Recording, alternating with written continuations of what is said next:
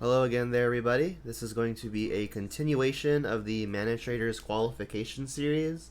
We have already queued, so right now we're just playing for rank, because if we can finish in the top 20 based on win percentage after 20 matches, we might get some cool credit for my ManaTraders account. So we'll see if we can get there, but if not, it'll just be some more cool content.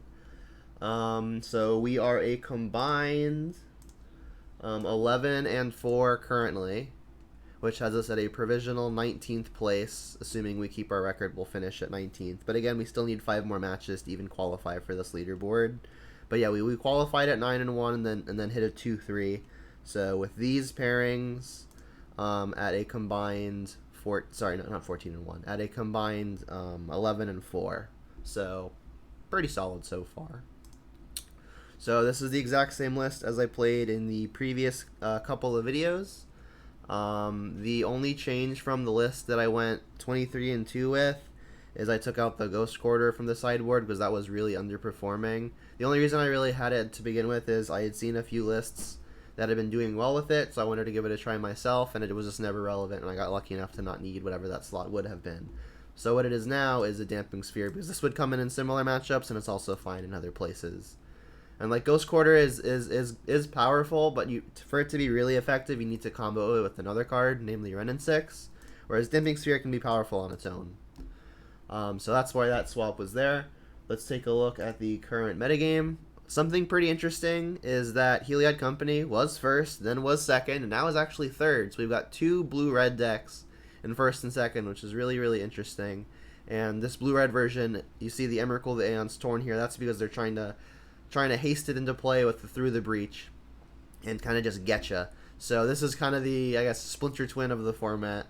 And then followed obviously by Blitz, which might just be the best deck in the format, if not close to Heliod or slightly worse than Heliod. Here is the rest of the top 15.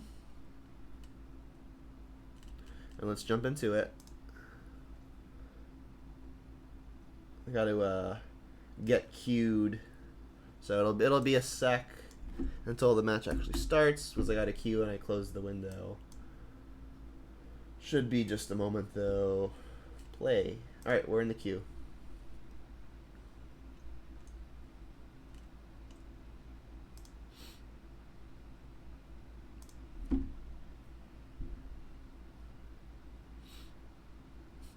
Hi Mom, how's it going?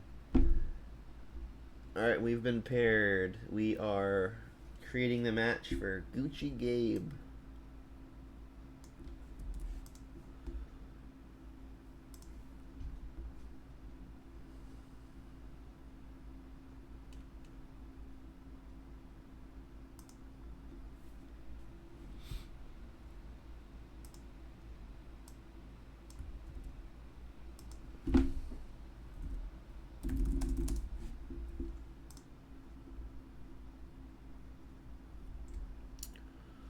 Real quick, let me make sure I have the right deck submitted. Yeah, I do. Okay.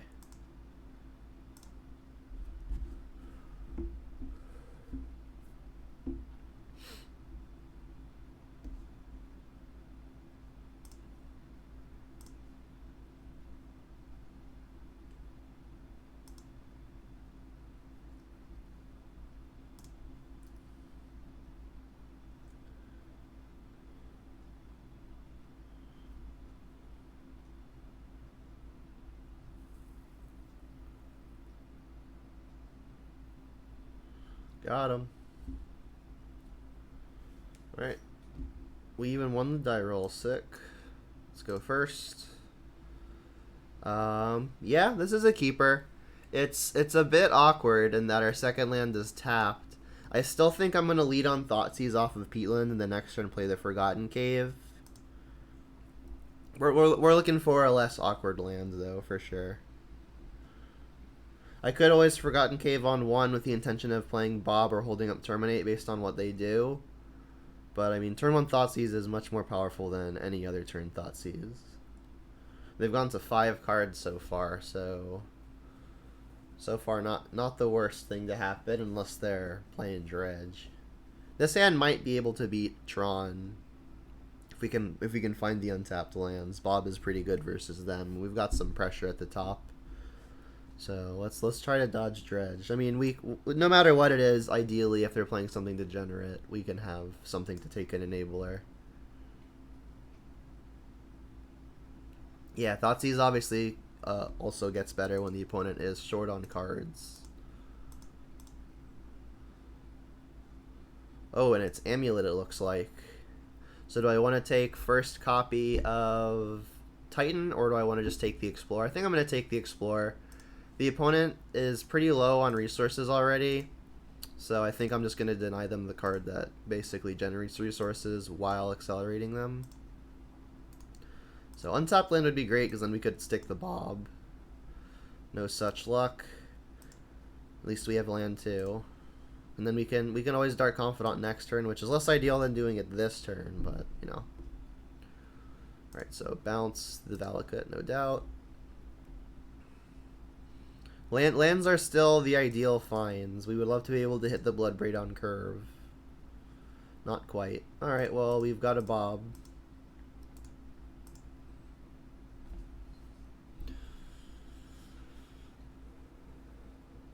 Bummer. If they get down to few enough cards, it's possible we can leverage the Kroxa to hit the last one, maybe even a copy of Titan, but it's looking unlikely. Alright, lands please. A land would be good at least. Not quite. So I can hold up Stomp, play Renin 6, or cast a Kroxa. Also hold up Terminate, but that seems like the worst of the options for sure. I have the option also, if I play Renin 6 now, I could next turn sacrifice the Peatland in an attempt to hit the land. Casting these Kroxas doesn't look very good.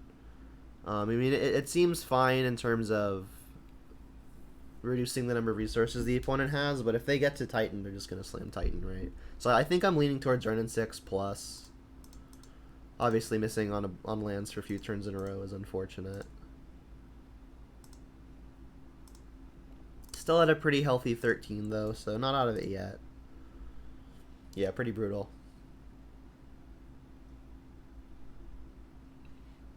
And the last recording as well, we had some really awkward mana situations going on. Unfortunately, we're seeing it again.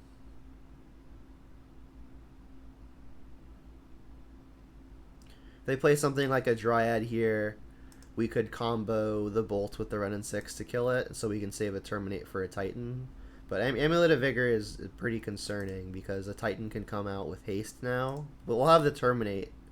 Alright, there, we found the lands. Okay. But is it too late? I don't think so. Definitely have to hold up the Terminate now, though, because the opponent would be able to attack us with a Titan. They've already got... I guess they have five sources of mana in play, assuming they have any other mana source. It's pretty bad for us. I want to start plussing this Renin 6 for value. So let's get basic Swamp to be able to hold up our Terminate. And then we'll attack. I could just play a Bone Crusher just as an additional source of pressure, but I think it's probably going to be pretty important to make sure this Titan doesn't get to attack. So we're gonna discard the hand size here, which is unfortunate but fine. I guess we'll just ditch a land. Could have just ditched a Kroxa, but I mean we have our land drops from now on. Did they really not hit a land? That's pretty absurd. I've got Bolt and or Terminate for something smaller. Let's just stomp them.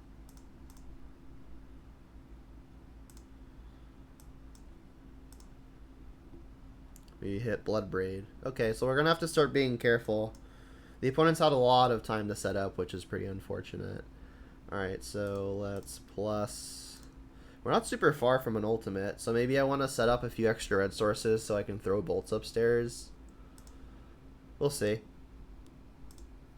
I think I still want to hold up Terminate.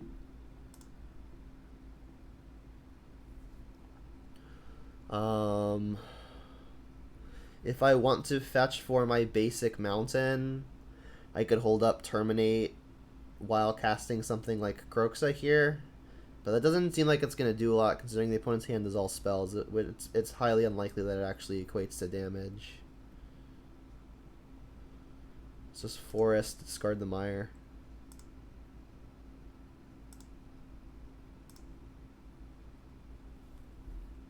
I've got so many cards that I'm not casting that maybe I should be keeping the lands in case something happens to my Wrenn and 6.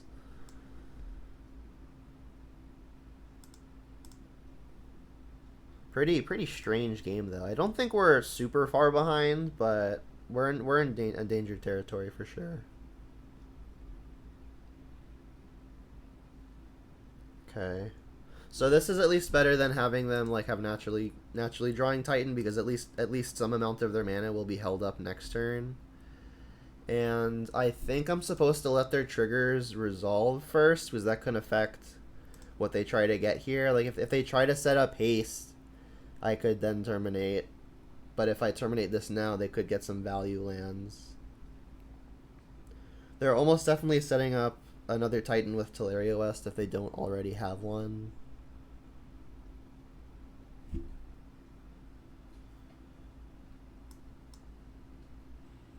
We're so close to ultimate, but if this Bob is unkind to us for another turn, I may be forced to ping it off. We'll see.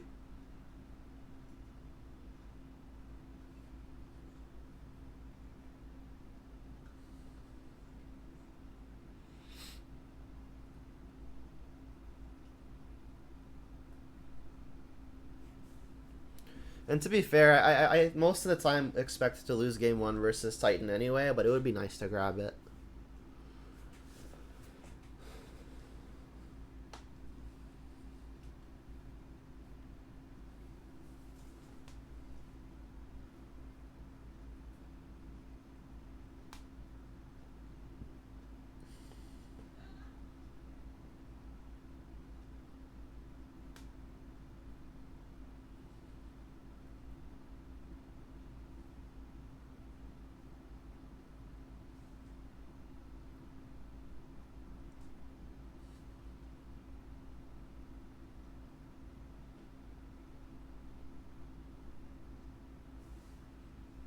And again, this is what the opponent knows about. I guess we played the Wrenn and the Mire already. So they are actually getting the Colony Garden. So this gives gain 2 life. Don't typically see that very often. I guess they didn't actually create any triggers that would give this haste, so we can just let this all resolve, right?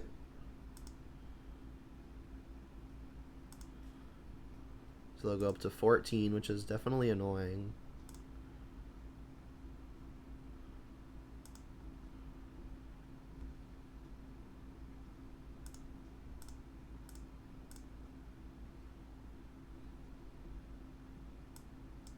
Alright, do I want to sacrifice this peatland? It's not really super likely I want to be spending a whole lot of extra life, especially because this Bob might be mean to me, but I think it's... I might want the mana for at least another turn. Reveal to push. Okay, that's relatively nice in terms of life loss. So... we're one off of a Wrenn and 6 ultimate, but without a lot of red mana, it doesn't mean a whole lot. I could get back Bloodstained Mire, get a red source with that, Basic Mountain, and then I could always push my own Dark Confidant, which again, not super ideal. The opponent has 4 mana to put into a pact on their upkeep, so they have 4 mana remaining untapped. So if they have Bounce Land and Titan, they could Titan again. But I don't think I have much. I don't think I have many ways to get around that. So let's return the Mire, setting up for the lots of lightning bolts. We obviously need lands to be bolting, so that would have been my reason to be holding the lands this entire time, which I did say earlier, but wasn't super expecting to matter. So do I want to play Bloodbraid here? I would have to go down to 5 in order to cast a Fatal Push if I need to, which means I am not in danger of just dying to the plant. So I think that's probably fine, and then we hope to dodge the Titan, right?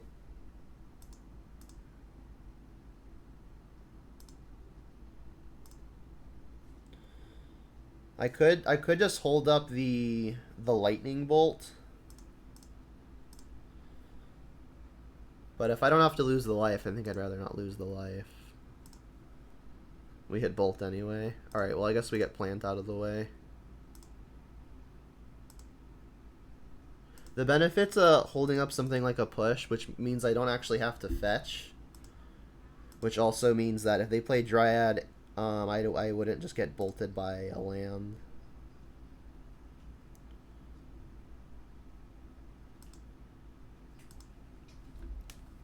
You're saying, what about Crocus of Liliana of the Veil if we only lose 2 exactly Titan and bounce lands? That's fair.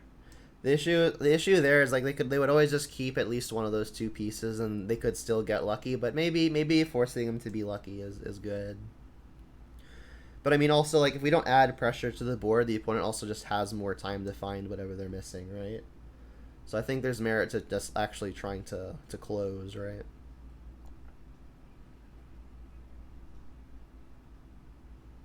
We attack for 5 here, which means that next turn we can, assuming we don't take another 4. Actually, I guess we're just fine.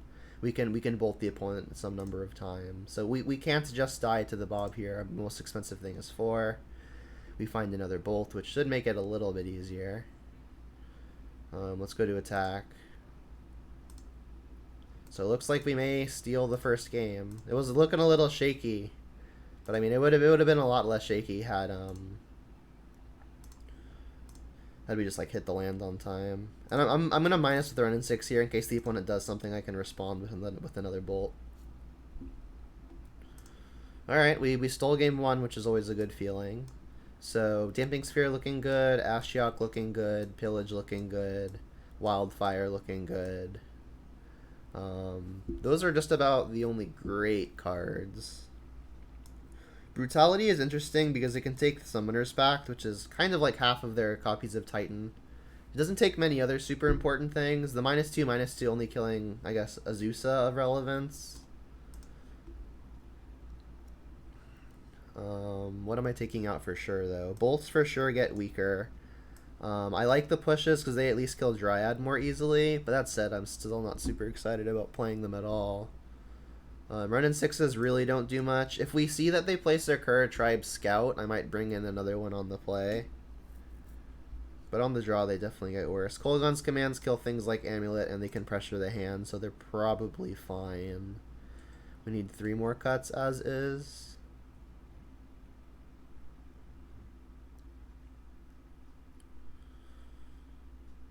It's possible on the draw I should be cutting a couple Lilianas. And I think that's probably fine. Sorcery speed answers that get blown out by Veil of Summer are real tempo negative and they feel pretty bad. But they're playing combo, so tempo matters less as long as our removal is effective. We need 1 more cut as is.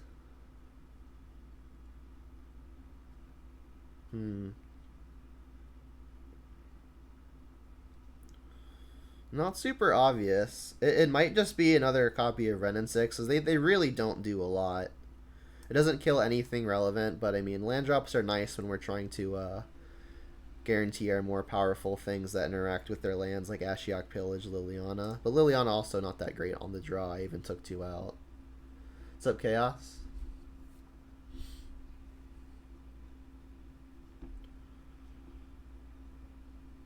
You want me to take out Inquisition? I think Inquisition's quite good. Dryad's pretty important, and it also takes things like Summoner's Pact. We've been getting so many 1-landers. Can't keep 1 land. This is better. We don't have a hate piece, but we've got a Thoughtseize and we've got a good amount of pressure. They could have Veil, which would make Thoughtseize look a lot worse. In fact, I might just not Thoughtseize here. Save it for a more pre-combo turn, maybe, when maybe they're not able to afford to keep up the mana. Let's just pass.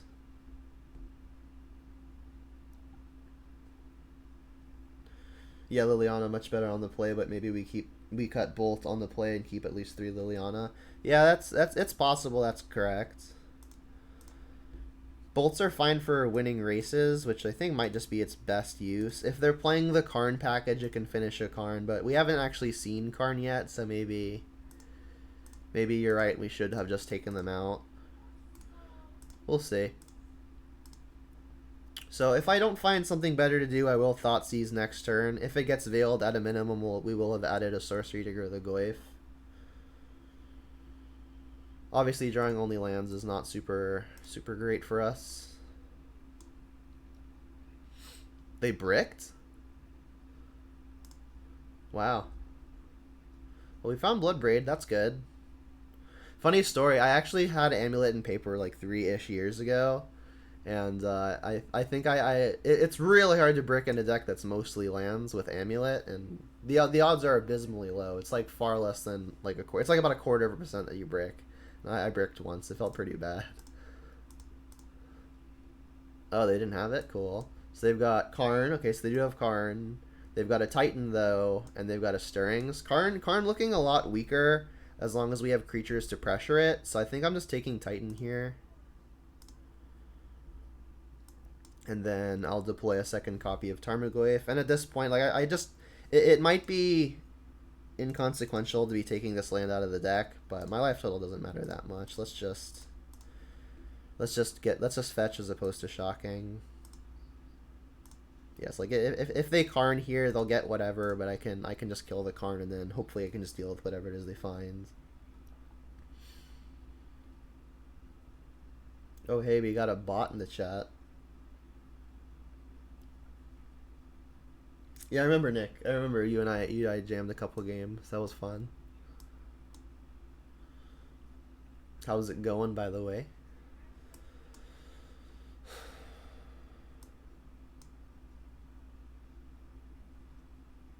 Aren't they just dead? They could, in theory, be playing something like Ensnaring Bridge to stop the attacks. Maybe they play like a Worm Coil that they can hope to hit, and maybe brick us. There are some things they could conceivably get. What's up, dude guy? There's the Karn, as expected. They played Gemstone. Yeah, so let's see what they get. They might have Bridge or something like it. Karn for Batterskull could get sticky. I mean, our Glyphs are just going to outsize them pretty quickly. Explosives is, I guess, fine. More lands is not good. Let's, again, just take lands out of the deck. We got a mountain, why not? So we would like to hit some pressure that doesn't cost 2 mana, right? Because what if we hit something that costs 2, that's going to get swept with the explosives as well. Not going to not play my 3/2 with haste, though. We hit a bolt. We get to bolt the Karn, which is actually pretty nice, because that's going to grow the Glyphs. Like, I could have bolted face, but then Planeswalkers into the yard. We actually get to attack for more by killing the Karn. And then just attacking face. That's a pretty big chunk. Turn 4, attack for 13. Junzu, here we go.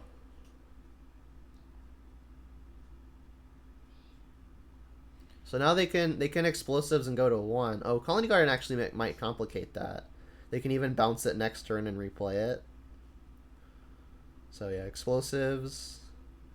Well, I guess if they bounce Colony Garden, they can't bounce the Gemstone Mine that they're apparently going to use to pop this. So the Gemstone Mines might be dying if they're not bouncing those. So we're in an okay spot. Obviously need to draw not lands. Bob's a good one. Obviously playing that after the explosives pops. So we're looking like we're in an okay spot, but a Titan could make it hairy. Yeah, block that. Everything trades. I play a Bob.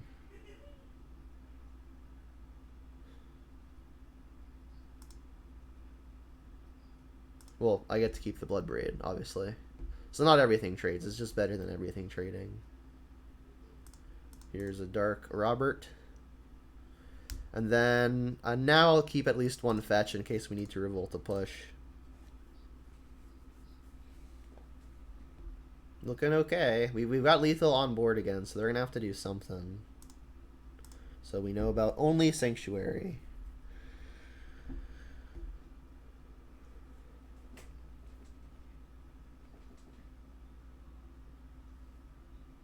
They had another Sanctuary. That doesn't seem like it's going to be much of a help.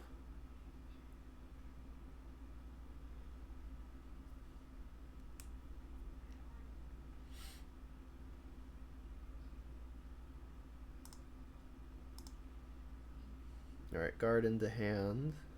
Grazer. Okay, Grazer puts Guardian back in. The Garden, not Guardian. Grazer blocks the 2-1 pretty cleanly. They could then block the 3-2 so they don't die to a burn spell. Grazer was definitely annoying. If we can't kill them here and they find Titan, things can get hairy. So let's hope Bob flips literally any interaction here. Those count. We can do it all.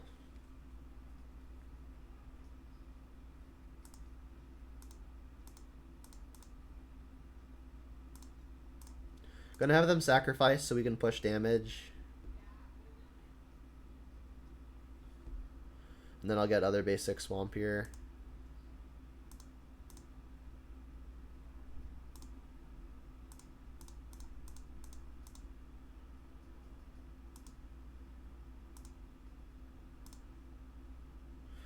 I'll attack both. Well, I guess they could in theory give something +2/+0 and haste, right? This isn't actually a free attack, they just block it. It's just like, for whatever reason, if they decide they need to block the Bloodbraid, then the Bob would be getting in, so that would be the reason to attack with it. But it's just so unlikely to be getting in that it just hardly matters. Pass.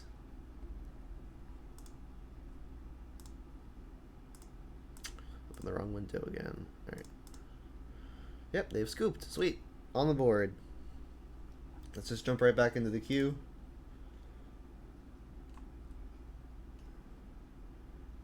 Play leaderboard match. So now we are a total of 12-4 in the ManaTraders series. Still at 19th place though. One more match win though, and we push ahead for we jump a few slots, assuming we don't lose. Won't be super upset if we don't prize, but would be nice.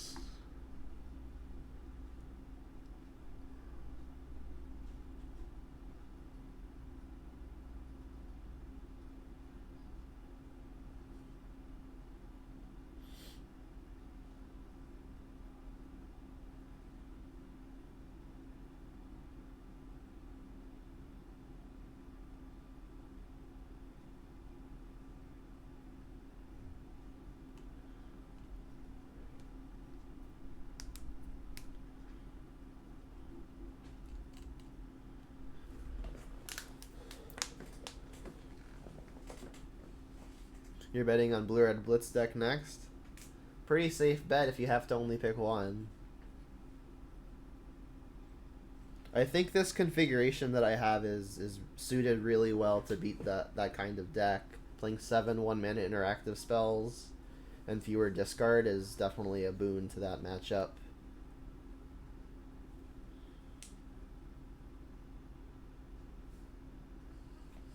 Anything but the 3-Tron? Yeah, we did beat one of them.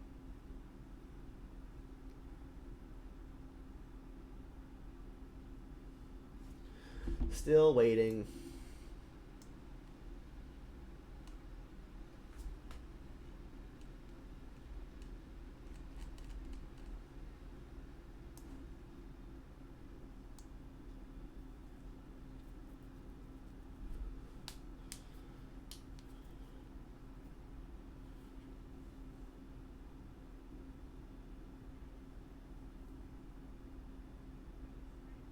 You are liberated? That's a really funny name.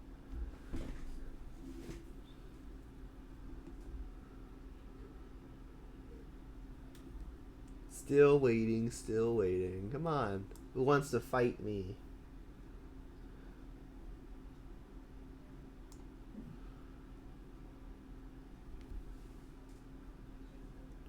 How do I feel about Alpine Moon in the sideboard over land destruction? I think the land destruction is still going to be on average better. Main reason is blast zone. When you're playing against against mono green Tron, you obviously have to bring in whatever that slot is. But versus Eldrazi Tron, I don't like the Alpine Moon at all, whereas the Cleansing Wildfires might be fine because it cantrips. But like against things like Mono Green Tron, they can always tutor using any number of their tutors for a Blast Zone, and then they can turn it off. Before a Blast Zone, I liked Alpine Moon a lot.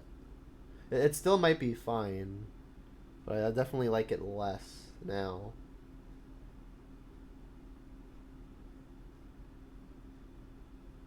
Four minutes in the queue.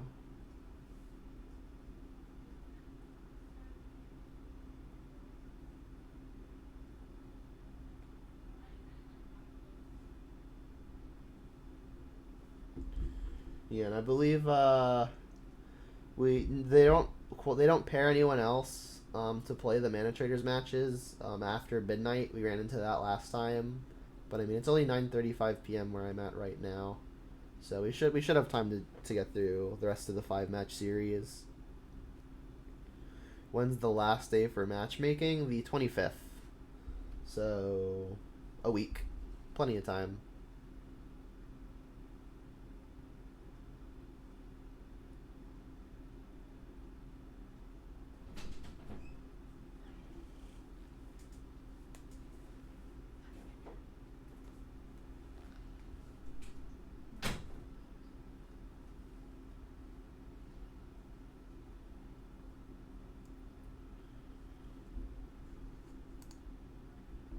Come on, give me a match. Matchmaker, matchmaker, make me a match. That's how the song goes, right? They were talking about Magic the Gathering.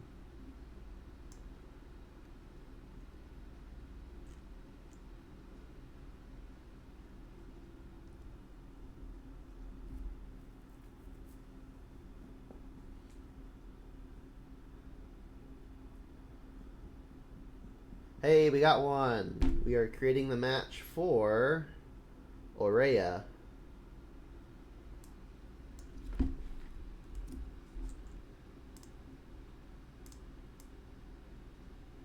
I feel like that name is familiar. Did we play them already? I don't think so. I don't think that it's allowed to happen that way. No, we haven't played them. Yeah, let's go first. With a keeper. Keep. I'll lead on Blackleaf Cliffs on 1, I think. So it's actually interesting. So if I have Blackleaf Cliffs on 1 and I don't bolt, I'm going to want to fetch Shock for Tarmogoyf anyway. So in the event that they don't play something that I want to bolt on 1, it's actually better to play a fetch now, because if they don't play something we want to bolt, we can effectively save the 2 life by not needing to shock. That said, I'm probably going to get Stomping Ground and then basic Swamp with this, so we'll just lead on Verdant and then Blackleaf Cliffs next turn. And then if we do want to shock now, we'll just get Stomping Ground. Yeah, we expertly rolled higher. I forgot the tagline. What did we roll? A 2? 5. We rolled a 5 and we rolled a 4. Oh, hey, maybe you're right. Didn't reveal Luris, though, with this Bauble. So it might be like some kind of word deck. It could, I guess, still be Breach. I don't think Prowess would play Bauble, but I guess they could. It is a free trigger, right? So Stomping Ground, like we said. Playing Goyf now means that it could get bolted. I guess now it can't because they used Bauble. They know about Croxa. Alright, let's get the Goyf in. No snare, please. You think it's Boomer Shadow? Also possible. I know Doomwake was playing Shadow a little bit earlier. Was watching that for a little bit. I'm a fan of their stream. Serum Visions, yeah. I mean, oh, they streak conceded. Okay, they just don't want to know. They don't want us to know what they're on. If I guess this could mean it's probably not Storm given Bauble, but this could still mean Prowess, or it could also still mean Shadow. If they were playing Prowess, I think it's better to be up, but I know some people are still on the Serum Visions plan. So is there anything in our sideboard that would be good versus Prowess and or Shadow. I guess Spell Bomb is fine. It's going to be good at stopping anglers and snapcasters, and if it's against Prowess, we can make them use their lava darts awkwardly and maybe stymie things like Bedlam Reveler. In either scenario, I guess Fatal Push is probably fine, right? Kills the Prowess creatures and the Shadows and Scourges if they're playing Scourge. Don't think I'm wildfiring. Brutality is also interesting. We did see lots of instants and sorceries. If they're Prowess, this is going to be good, but if they're Shadow, this is going to be a lot worse. And then Cletus is probably fine versus both, but it's pretty expensive. We are on the draw, though, so maybe we get to our lands. So I'm going to say these 5. Luckily, the cards that we have in the sideboard that are good versus Shadow and Prowess are kind of similar. Ren and 6 pretty poor versus both of those. If they're Prowess, Bobs look pretty bad, but if they're Shadow, Dark Confidants look really good. Maybe we take out. Maybe we just take them out since we're on the draw, and it could be Prowess. But I mean, Bobble makes me think more likely Shadow. It's gonna be a gamble either way. I like the Lilianas no matter what. The discard is weaker. If they're Prowess, I'm going to favor the Inquisitions, but if they're Shadow, I'm going to favor the Thoughtseizes because they take Angler. Either way, the discard isn't great, so maybe we just cut 2 Thoughtseizes and call it a day. Do something like this. That seems fine.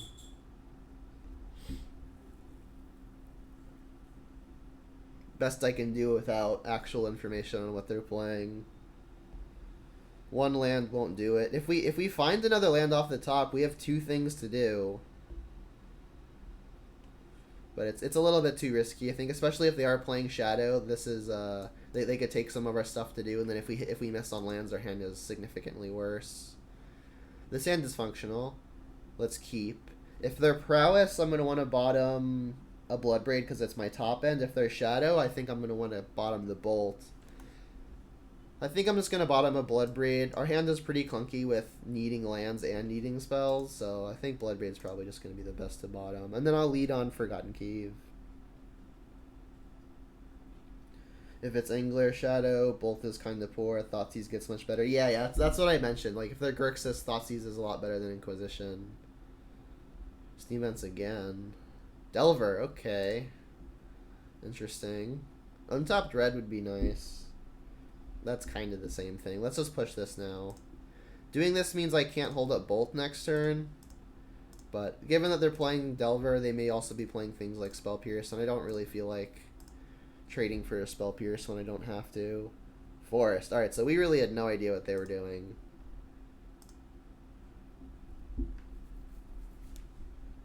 Mountain. Alright, well, I can play Mountain now in order to maintain holding up Lightning Bolt. That's probably worth it. I could just cycle the Forgotten Cave at this point. It's pretty likely that we hit more lands before this game ends, so I think I'm going to convert this one into something else if we don't need to Lightning Bolt. Yeah, did not expect all of it, that's for sure. Sure we aren't playing Legacy by mistake? They got Steam Vents in the deck, so I don't think so. Alright, we get to bolt this now. I could also just not bolt it and then Kolaghan's Command it, but they could be playing Veil of Summer, which Kolaghan's Command gets blown out by, so let's just use the bolt. And if I don't find a land, I'll play the Forgotten Cave, so that way next turn I get to Bloodbraid. Oh, wow. Let's do that. And then in terms of what I'm discarding here, they just scoop. Okay, I guess I don't have to think that far ahead. But for purposes of learning, we can still think it through, right? So they're playing Delver of Secrets. What are their threats likely to be? Obviously, Delver of Secrets. I guess they could also be playing some number of Delve threats. I know like Hooting Mandrills is a popular among Temur Delver players, at least locally for me. So I mean, we identified that Kolaghan's Command gets blown out the most by Veil of Summer, so that's a consideration. If this was untapped land, I'm definitely ditching this because then we can guarantee Bloodbraid next turn. Alternatively, I could also just ditch the Forgotten Cave, and then maybe if we spike the land, we can Bloodbraid, and if we don't, we still have Kolaghan's Command up. So there's actually a pretty good reason to pitch any number of these. But given that the matchup is likely one that goes long, I think I'm inclined to keep my higher impact 2-for-1 spells. So I think I would be pitching the Forgotten Cave, but I think there's a pretty good reason to be pitching any of these. Alright, let's requeue. We are at a combined 11 and 4. 11 and 4? No, sorry, 13 and 4. You're saying Sprite, Dragon, Brazen Bioware. Yeah, those also seem likely. Yeah, you don't know what happened? Me either. It's okay. We could be confused together.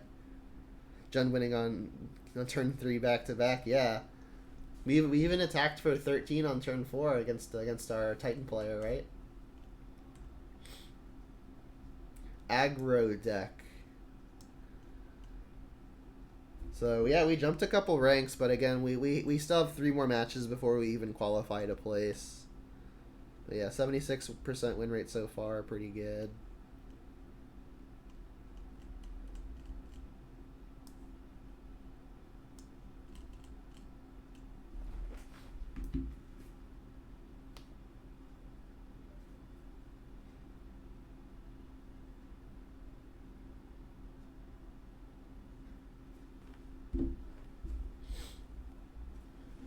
Yeah, I mean, Delver seems like it's got to be a pretty good matchup, right? Your threats are X1s and X4s. For X4, obviously a lot harder to deal with because it's out of bolt range, and like Delve threats don't get pushed very easily. But I mean, we still have things like Liliana and Terminate, which take care of them. Took this list for a 4-1 today and punted the game that you lost, but overall great. Good to hear. Yeah, I think that the general consensus has been that the list has been performing pretty well in the hands of most people, so that's pretty exciting. And it's like it's crazy because like Bone Crusher doesn't seem like a ridiculously fantastic card, but the consistency that it offers is unmatched. And then sometimes just being a good multi for one is also really fantastic. So like on paper it seems fine, but then in practice it's just been phenomenal. All right, we are creating the match. Yeah, I'm a member of the one of the various Facebook groups where people play black, red, or some black mixes of black, red, and green, and like in specific the Jun group. A few people have tagged me saying that they either watched the videos and have tried the list and have liked it, or they've just actually been doing well with it. So it's pretty exciting, and I'm happy to hear that people are finding success and recognizing that I helped a little bit at least, you know.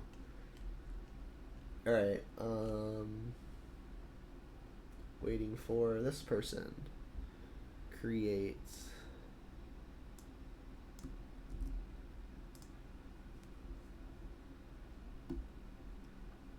But yeah, the Jund in general has been my favorite deck for a long time, and then just adding consistency to it makes it even more fun to play.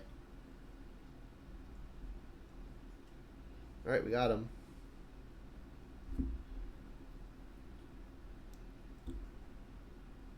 You're here from one of the Facebook groups and you're living the gameplay. I appreciate it. Yeah, I mean, I post in those Facebook groups very rarely. So whenever someone finds their way over here, it's exciting. You ordered the alt arts from Channel Fireball. It's kind of funny. This hand's fine. Look, another hand where Bone Crusher is being great here. Like we don't have anything to do on turn 2, but we have Stomp. We have a threat, but we have Bone Crusher. So like this hand would be a lot more shaky if we didn't have the Bone Crusher, but we have Bone Crusher. They revealed Luris. Yeah, it's funny because like Bone Crusher is one of those cards where I've had 4 of it forever, because I've just been like, this card's gonna be good in a deck someday. This card is just really cool. But I would have never guessed it was the deck that I've been playing for years where it would actually break through. Good argument to just playing the Swamp there, because I'd have to... The idea is that if they don't play something that I want to kill here, I could just fetch painlessly and get the shock out of the way. That said, I feel compelled to fetch shock now, And then if they are able to save this with like a mutagenic growth or something, we could then try to stomp it. What am I talking about? This is a fatal push. They can't save it, so we should just be fine here. Yeah. But yeah, our hand's looking pretty interactive, which is nice. 2 damage is kind of a liability versus all the prowess creatures, but overall we're looking just fine. I'm gonna stomp just about anything here. I'm assuming the B in your name, Salt B, stands for Bone Crusher, right? Salt Bone Crusher. Ooh, Blood Crypt. So maybe it is Shadow. I guess it can't really be Shadow because of Niv Magus. Mardu Prowess? Interesting. Not really sure what's happening. Alright, I'm going to go for the Stomp here still. If they want to try to protect it, I can then Kolaghan's Command. Obviously, any spell is going to save their thing here, but if they're casting a spell on their turn just to save this, I'm pretty happy about that. It does now? Cool. They're gut-shotting. That's interesting. Well, it's only interesting because like now they have they could save this again on a future turn, on my next turn because they have mana available. But I mean, I can also just fatal push it and be fine. Terminate is a good one, but unfortunately we cannot double spell because of basic forest. I could just go for the Kolaghan's Command, but I don't feel like I want to die immediately. So let's just let them make a bunch of decisions. I don't think they would play protection spells. If they do, congrats, you got me. Need a Bone Crusher emote? Yeah, that'll be the next one. For sure. I've already got my 2 slots filled. I could delete one, but I really like the 2 emotes that I have. Alright, let's just let this happen. Again, I want them to spew as much as they're willing to spew before I kill this. And then I don't actually have a guaranteed way to revolt, so I'm going to have to be careful on maintaining a way to kill the Luris. Yeah, those are the 2 emotes. Oh, wait, so they are in Shadow. Okay. It's actually in Kolaghan's Command's range, so I might try it. They could have another Phyrexian spell, which would be unfortunate. So I think what I'm going to do is use the Terminate here, because untapped land next turn means that we can Kolaghan's Command and Fatal Push. Let's just keep the life total high.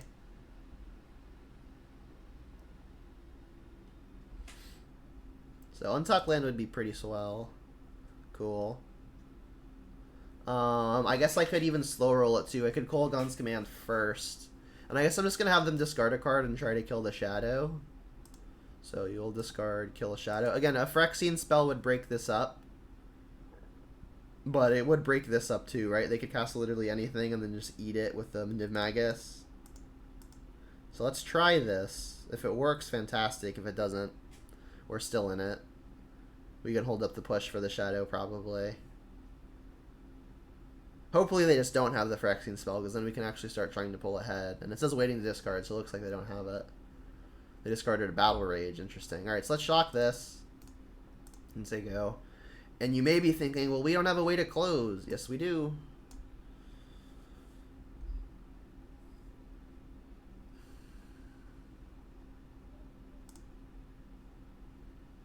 Do I want to just take this hit for 1? Yeah, I'm going to see if they want to commit more. And there's also just, like, another Shadow is going to be a better target for this. So if they have another Shadow, I'm going to want to have... I'm going to wish I had saved the push for that. They might just be putting Luris into their hand, too. And they are, okay. They don't yet have a bauble. If they have land, they could replay Shadow, which would be unfortunate. But we'll have Kolaghan's Command and the push to wipe that out. And Bone Crusher, just as a 4/3, is looking pretty good. Tarmogoyf may change the equation. I think I may just still want to use the Bone Crusher, though. It's more mana efficient. If we draw land next turn, we could Kolaghan's Command and Tarmogoyf, whereas this turn we can Bone Crusher and Fatal Push. Also, Bone Crusher is actually just bigger for the time being. There's only actually 3 card types in the yard.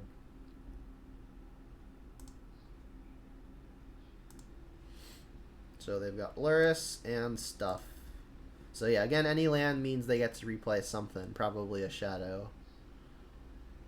But I mean, if they do that, we might just not win on the spot, but be very ahead. If they tap this for mana, they're paying life.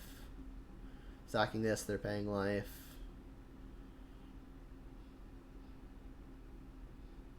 Yep, here's Luris, and I'm gonna assume a Shadow. So Mardu Shadow with Niv Magus Elemental. Them playing Elemental means they're probably playing like the Spear Soulscar Mage package as well. Unless they're really just trying to eat spells with it.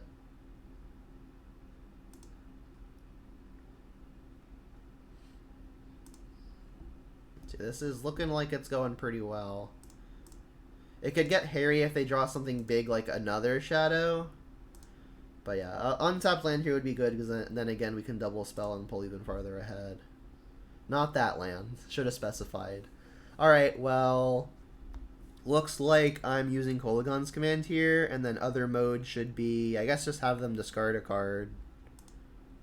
You'll discard, shock this.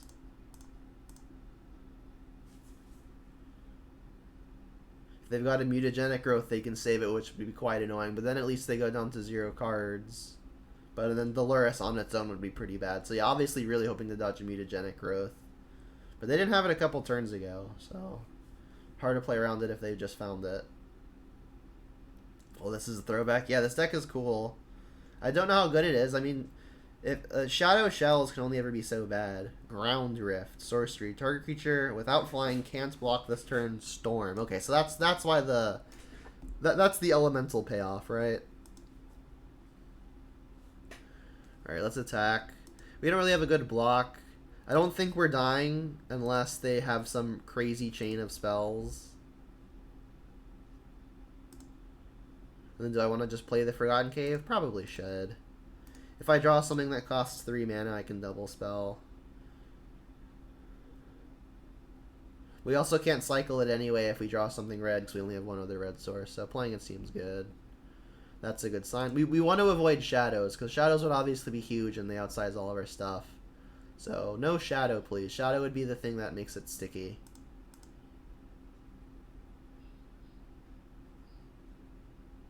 Okay. So hopefully they're just on blocking duty. Just another thing to do is a great draw. Land would have obviously been pretty bad, but we're overwhelming them. And funny enough, they actually can't even target this, or else they would die. But they could always just like cast a spell, eat it, and trade, which is also fine. So we just follow up with 2 more lethal threats. But yeah, they can't actually target this.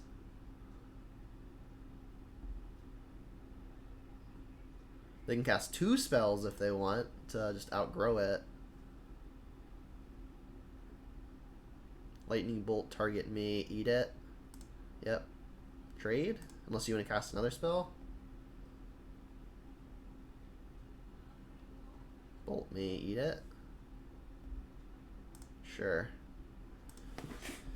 It's interesting. It's like maybe it's almost a question of should I have even attacked, because we would just have 3 lethal threats on the next turn, and then like it's hard to deal with all of them. So it's actually an interesting question if should we have even attacked, because now if they play another threat we could actually just be in trouble.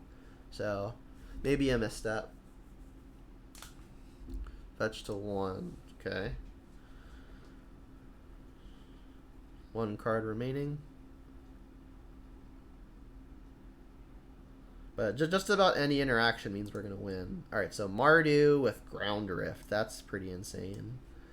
Brutality is going to kill just about everything, borrowing a Prowess trigger, which seems fine. Like, if you can force a Prowess trigger at a disfavorable time and take something from hand, that's something I'm pretty happy with.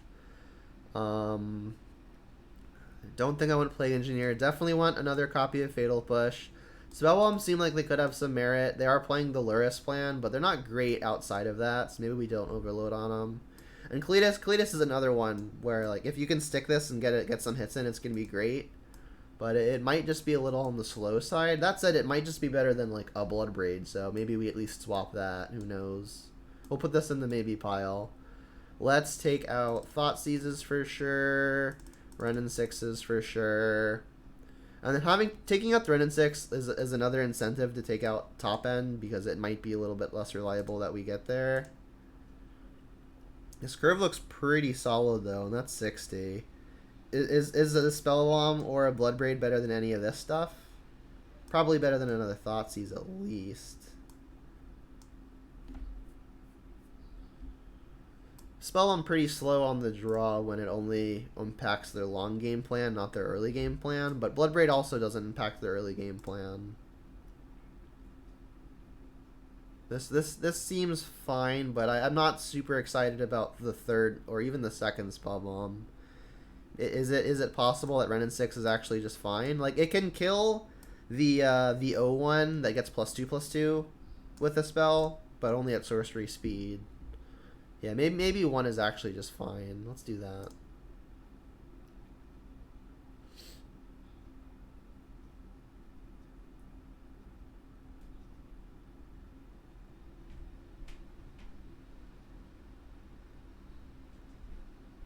Yeah, that sounds good.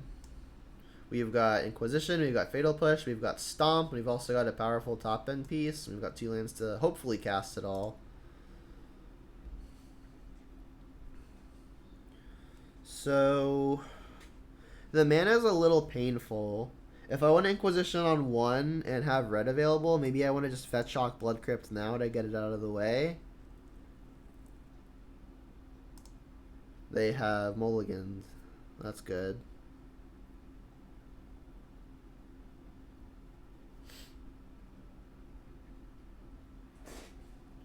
Luminancer. Yep. Sure.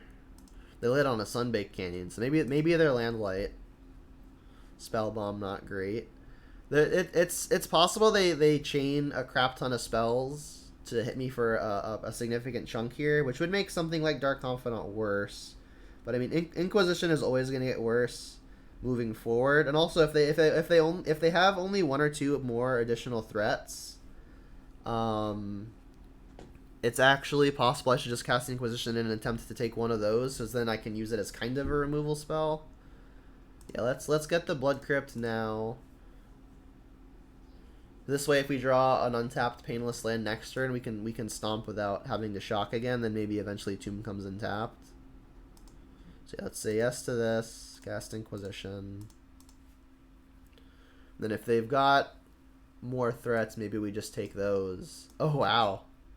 So they're gonna attempt to hit me for a lot here. Taking 1 Manamorphose doesn't really stop me getting hit for at least 4. Yeah, maybe I really just take the Elemental and just accept the fact that I'm getting hit for at least 4 coming up. If these cantrip into more threats, I'm gonna get swarmed. So I think I really should just take the threat and I guess clench for impact. Just hope that they don't chain anything else really ridiculous off of the Manamorphose.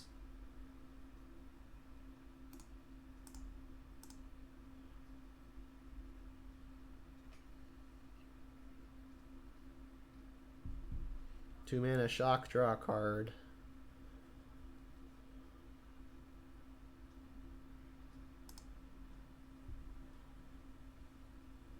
So hoping for no additional threats, ideally. Like, more spells would be a lot of damage here. But I can't actually, I'm not in a great position to deal with threats at the moment. Like, I have push for the next one, maybe stomp for the next one. This Bob is not looking great. I should have probably taken these out. I didn't think about it. They did find the threat. Oh wow. Are we just dead? This triggers on copy as well, right? Wow. Kind of the nuts. They're going to hit us for like 10 here and then have a huge thing left over. Yeah, I guess they kind of hit the nuts there then, huh? Niv Magus is an 8-9 or whatever it is, and then it hit me for a crap ton.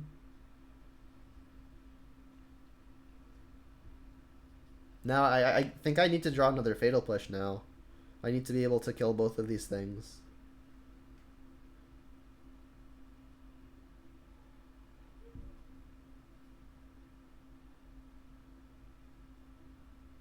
It's pretty nutty. That's cool. I mean, they did it on a mulligan to 6 through a discard spell. I could have taken Manamorphose as opposed to an Elemental, which probably significantly makes this worse, but this feels pretty nutty. I go to 5, you've got a 9/10 left in play. If I don't draw the removal spell, I think I have to push this. Because, like, this needs help, right? This can maybe get stomped next turn. I'm assuming they're not playing protection spells, so let's just play this tapped. Not out of it yet, but really scary. You think it just should have been Fatal Push on turn 1? Yeah, I mean, like I mentioned, though, if their hand was pretty threat dense, I think the Inquisition does well to maybe break that up.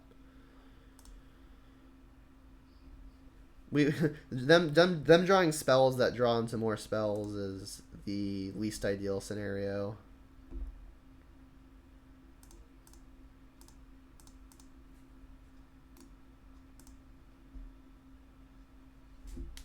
Got a bolt. Alright. Yeah. Pretty nutty. I am dead. Turn 3 killed through Inquisition. Pretty impressive. And a push.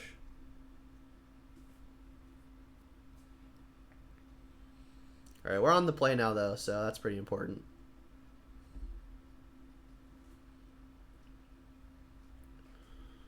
Begin sideboarding.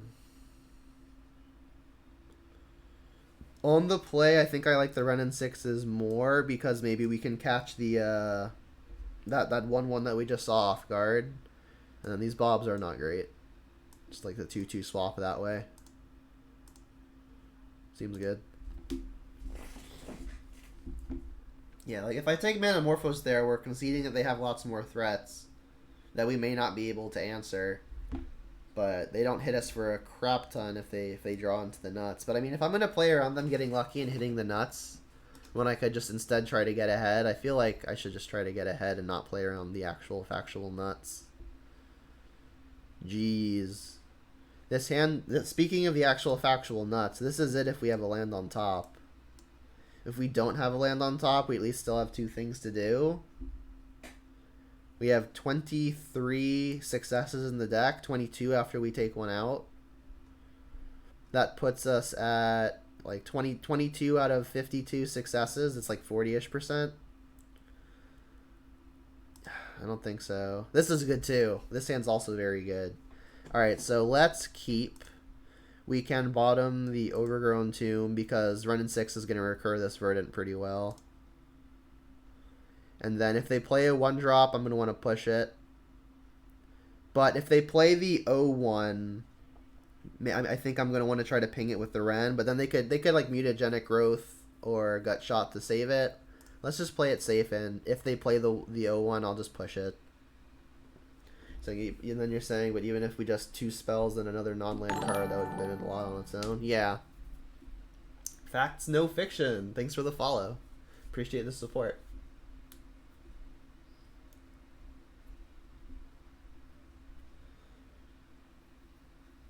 Thoughtseize. Yikes. I guess there goes the Ren or the push. Push, okay. You know, 1-drop at least. Brutality. Brutality is interesting, but I'm definitely just going to get this Renin 6 going. I'll get Stomping Ground here, and then I can intend on getting Basic Swamp with the first reactivation.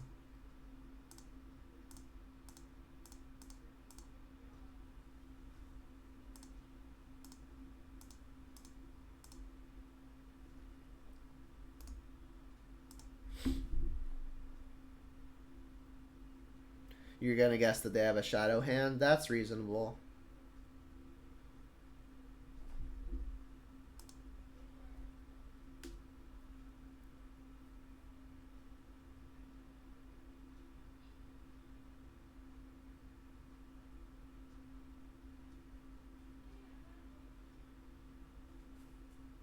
We're not super set up to play to beat a Shadow hand, but yeah.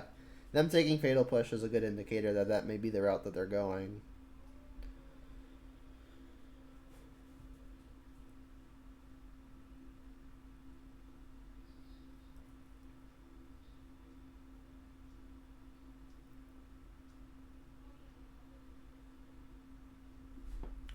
are playing Swift Spear. Okay, so they can have a burn spell and shoot down the Renin 6 if they want.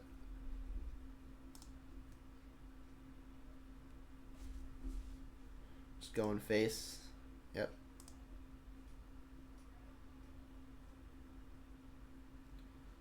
Yeah. So yeah, again they could have a Phyrexian spell. So what I think I'm gonna do here is Escalated Brutality. And I think I'm still actually gonna play this Verdant and then discard the Blackleaf Cliffs. I could play the Blackleaf Cliffs, but then I have fewer cards that I'm willing to pitch the Brutality. That's not even true though, right? Because I could always just play the Blackleaf Cliffs, still escalate discarding the Verdant, and then just immediately buy that back. So yeah, let's do that. So 2-mode it. Target creature gets -2/-2 and take a peek at your hands. Let's target you, and this is scarier. And then we'll ditch the Verdant. So no Phyrexian spell, please. We know they're at least playing Gutshot in the deck.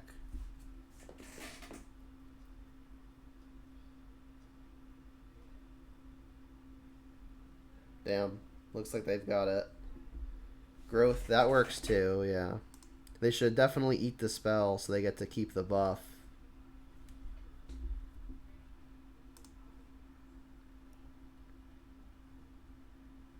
Maybe that's the reason to hit the Swift Spear, because then if this doesn't work, I would have the option to ping it. So yeah, that could be a mistake. We take, ooh, wow. Ground Drift, Postmortem Lunge, and another Swift Spear. So, I mean, I guess this exiles whatever they bring back at the beginning of the next end step. Let's just take the Ground Drift. That has the highest potential to go off with the Niv Magus. And then we can buy this back. Black Leaf, Spellbomb.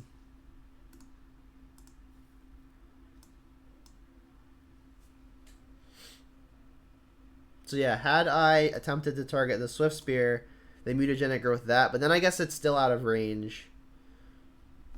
I guess if they eat it, if they eat the mutagenic growth with the Niv Magus Elemental, this is still just a 2/3, and then we can ping it off. So then maybe this just doesn't have 2 counters on it. Yep, still just going all to the face. Yep, we're in a pretty dicey situation.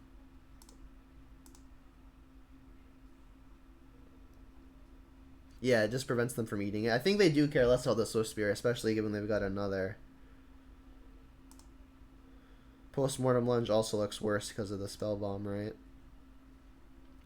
So if they don't have another spell,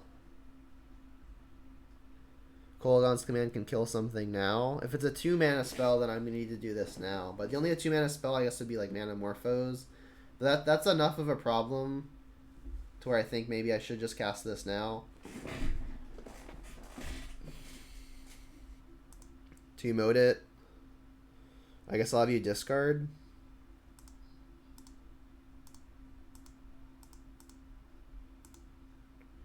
Play the land first, right?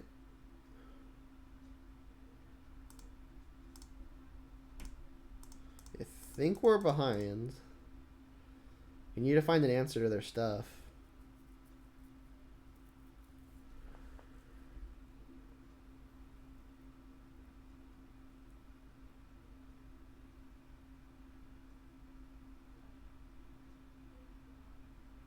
I mean, short of escalating this an additional time, there's not much I could have done differently so far, I think. Obviously, I talked about this decision on the Brutality. Yeah, they just discarded the Lunge, identifying that it's bad with the Spell Bomb. I guess we'll get basic Swamp now, so I can continue buying it back.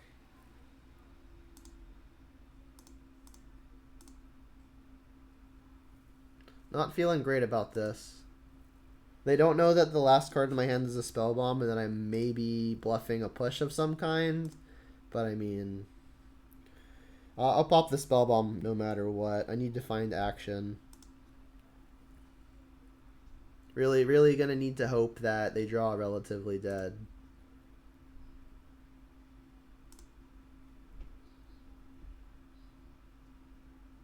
Mountain is relatively dead. Luris to hand. Yep. Luris looks a lot worse with the spell bomb, at least.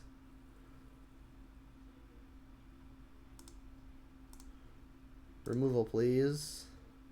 Goif will do a good job of at least getting in front. Perfect. So we can combine the Bolt with the Ren and 6 to kill the Elemental.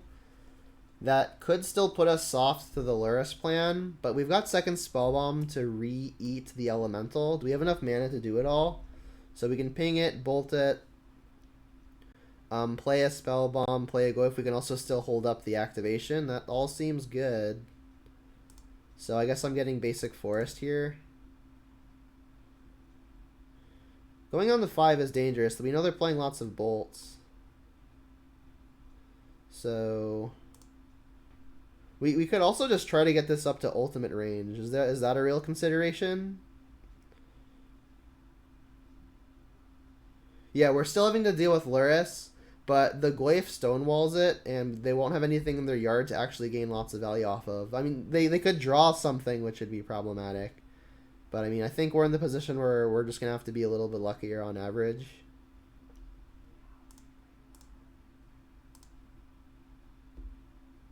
We're going to hope that the one card we don't know about isn't a Phyrexian spell.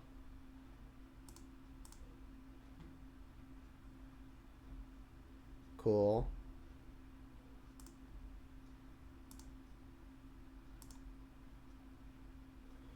And then I won't pop the spell bomb until they commit their mana to Luris. I mean, we're now ahead on board and we've kind of stabilized. Still afraid of burn and I guess death shadows, but they're at 13. They can't actually deploy shadows yet.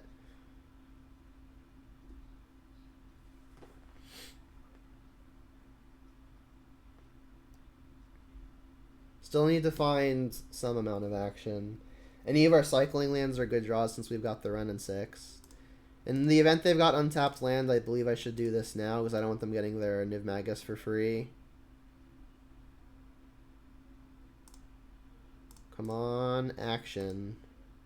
That counts. That can stomp the Luris and just be another threat. Okay, we may be stabilizing. Inquisition is pretty interesting. So I can re-buy Verdant, get basic Swamp, and do it all. That seems like the most ideal case, right? We would go to 4. I don't think there's much a difference between 5 and 4. Definitely a difference between 4 and 3, though, because of Lightning Bolt, right? So let's lead here. And then we'll buy back a land in order to both stomp and play Bone Crusher. They've got Shadow, Luminancer. Let's take the Shadow. Stomp the Luris.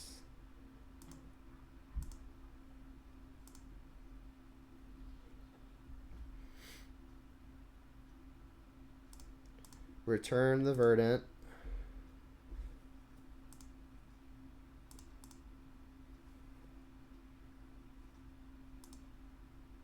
Play the Bone Crusher.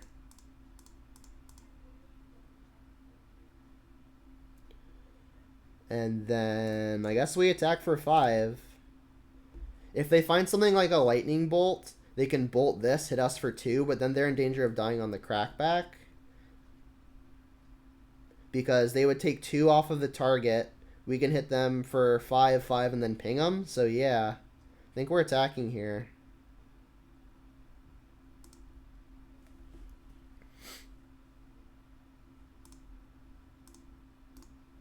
Close one.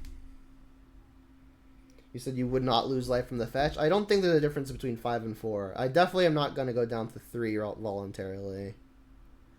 We do another Swift Sphere. Well, we know their other card is Luminancer.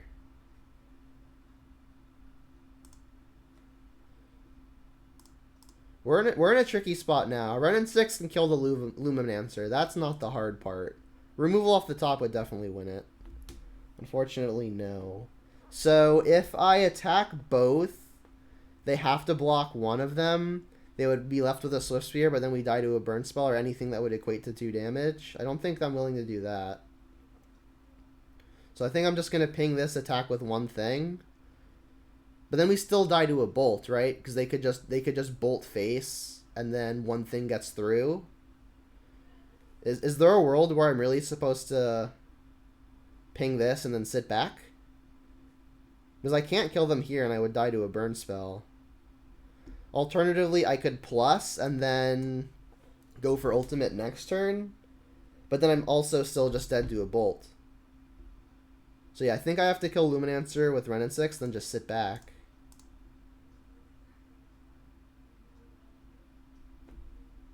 Right, because again, if I attack both, they only have to block one. I'm dead to a burn spell. And then... yeah, if I attack with one, they just burn my face and I still die. Yeah, so I don't think I can attack. I just have to sit back.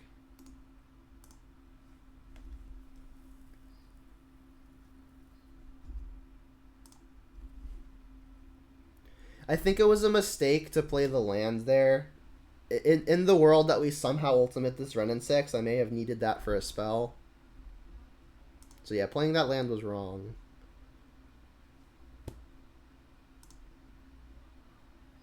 That's a good one.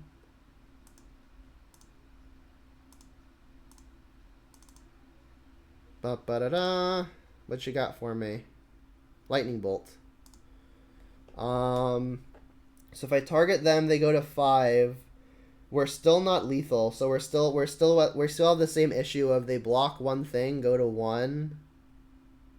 If they block one thing, go to 1, we just ping them with Renin 6 though. So they actually just have to block both now, right?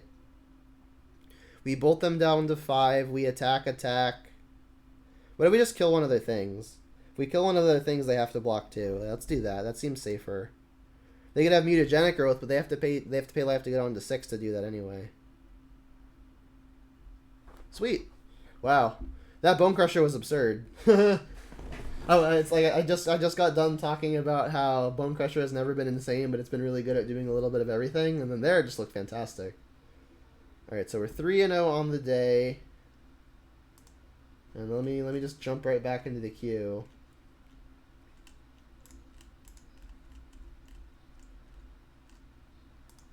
Oops, wrong button.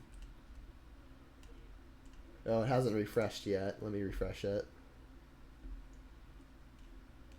Alright. Where's the stupid button? Play a match. What's the list? Here it is. You can also find the list by typing !deck in the chat. I'll just go ahead and do it. Oh, there you go. Someone got it. You figured it out, Cook.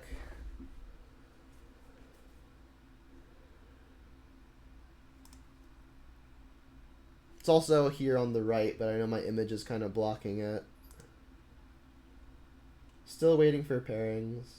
So right now we are positioned here in the leaderboard.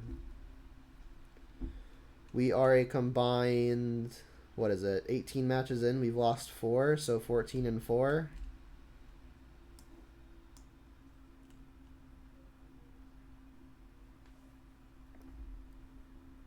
Yeah, right. That goes back. That goes back to what I was saying before. Facts, no fiction. Like, it's never absolutely insane. It does a bunch of jobs all like medium well, but none of them super well. Like, it's always medium, but like the consistency and like doing multiple jobs has been pretty exciting. Bob's still good. I don't think so, to be honest. This is just the list that I've been doing well with, so I'm still running it. Like, I like Bob in the slower, grindier, more combo-y formats, and less versus the all the aggro decks. But if we dodge the aggro decks, Bob is excellent. What's up, JDX? All right, we got paired. We are creating the match again. We're 4 for 4 on creating matches.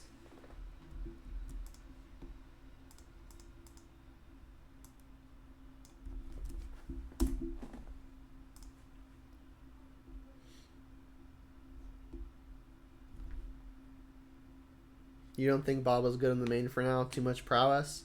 Yeah, it's very possible. But I mean, I don't think not playing one of the best cards in the deck is... I don't think, like, if you're worried about one specific deck that's popular, I don't think that's enough a reason to not play a card that's very often one of the better cards in the deck. Because, like, even if it's the most played deck, that's still only going to be between 5 and 6% of what you expect to see. It's not a huge chunk. Let's go first. We in 5-0 in HOS. I don't know what the HOS says. They real Luris again. On the play, this hand looks great. Let's keep. So I think I'm going to lead on Verdant Catacombs to then... I guess I could actually just play Overgrown Tomb tapped, and then next turn I can fetch Basic Mountain to either terminate Bob or Ren and 6. That seems fine. We don't have anything to do on turn 1 anyway.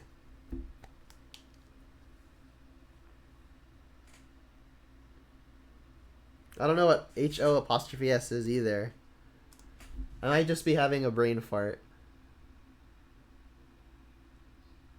But in a real tournament, you would not play Bob main deck? In a real tournament right now, I might be inclined to agree. But I think at certain times the meta certainly calls for playing it in the main. The regionals that I won, I was playing 4 in the main deck. That was just a year ago. Oh, Hose. We 5-0 in Hose? Yes, we are. Overgrown Tomb Inquisition. Maybe it's a mirror. Like they're just companioning, I guess. Maybe they're playing Rock. I know there was a Logan Nettles list running around for a minute. Yeah, it was for sure a different meta. Brendan 6 was legal already, though. I didn't play any of that terrible card. Alright, so... Obviously being sarcastic. I guess I'll just play the Blackleaf Cliffs. It's the one card they don't know about, but I don't think the information is going to be worth that much. Bob isn't good in the main, but I just want to challenge the main. Yeah, I mean, I think Bob is really, really good. So, I mean, if you're expecting to see not a lot of matchups where it's pretty poor, which would be like Burn, Prowess, stuff like that, then you probably don't want to play it. But if you have the read on the format and you don't expect to see those, or you try to get a little bit lucky just to dodge them, then fantastic. 4N, 4 Bob, 4 Drinker. Value.deck. I feel like the value engines are like Dark Confidant, Ren and 6 are kind of a non-bow with Hex Drinker, because like you want to spend all your mana on Hex Drinker, but then you're also drawing spells that you're not casting. Can we draw any way to kill this, please? Liliana or Ren and 6 would be the nuts. It's another Bob. We revealed Bloodbraid. Unfortunate. So they can make this a 4/4. Bob number 2. I'm going to attack. With all the Bloodbraids in hands, we can maybe convince the opponent that we're on the beatdown. I'm not fetching Basic Forest ever, so I'll fetch this tapped. Double Bob. There's 2 in the deck. Joining forces.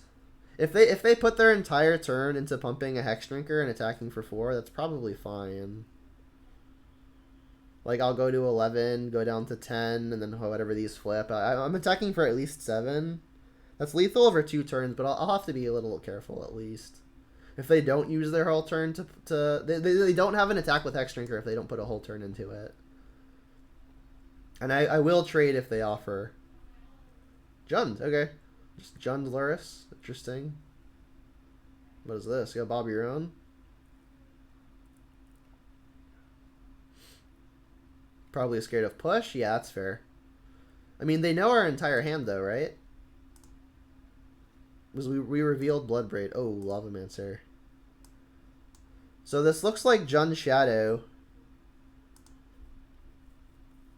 Mardu Shadow every once in a while has been playing a Lavamancer or two. So Renin 6 would still just be the nuts, right? We can kill Hex Drinker and then next turn kill Lavamancer. It's funny, if I draw Renin 6, there's almost a decision on whether or not I just play that over a Bloodbraid. That's a good one.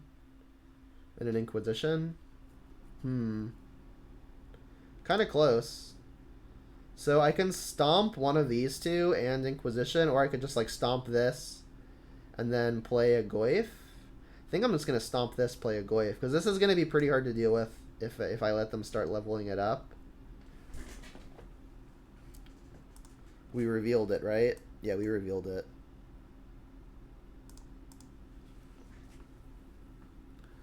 So the thing is, I wanna play in a way that makes it so they have to be afraid of us just attacking and killing them, which makes me want to lean towards playing Tarmogoyf and Stomp. And I don't actually have to Stomp until they put mana into this, because if they don't put mana into this, I might just want to Stomp the Lavamancer to get that out of the way. I could also just Inquisition. It's not getting much better. Yeah, I think what I'm gonna do here is fetch basic Swamp. I don't actually have to fetch now, but yeah, I'm gonna Stomp and Bone Crusher, I think, or Stomp and Tarmogoyf. So we can just play the Tarmogoyf for now. They know of the Stomp in hand. If they want to Grim Lavamancer one of my Bobs, I'm actually not even super upset with that, because I am at 10. This game's going to go on for a few more turns. I'm in danger to double Bob. One Bob I'd feel more safe, but until then I'm feeling fine. It's an interesting game. It has developed nicely. They know about double Bloodbraid too, because we did flip one of them and they saw one with an Inquisition. So they do have to be afraid that with some number of attacks we just kill them. Yep, that's fine. What are you doing now? Well, they found a push as well. That's rough. Alright, now I might have to block. Not what I was hoping. I'll still stomp the Hex Drinker, I think.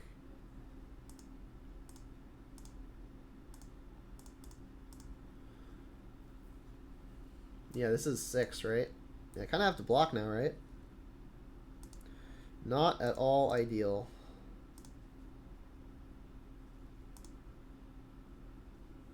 Yeah, maybe I should have just killed this. They got Shadow too? Jeez. Alright, well this was going to be hard almost no matter what, looks like. That means I can Inquisition and Bloodbraid. Guess that's probably worth it. If this hits Inquisition or Thoughtseize, then I guess I am probably not casting Thoughtseize at this point. I mean, if this hits Inquisition or Thoughtseize, we just die anyway. We need a way to get rid of this Tarmogoyf. So let's just cast the one from hand then. Ooh, and it was a Scourge too. Jeez. Not looking good. You think BBE first?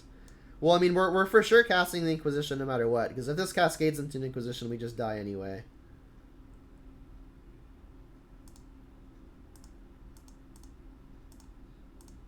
This way, if we hit like something like a Kolaghan's Command, we can maybe influence our mode decision better. We need to find like a push or something. Oh crap, there it is.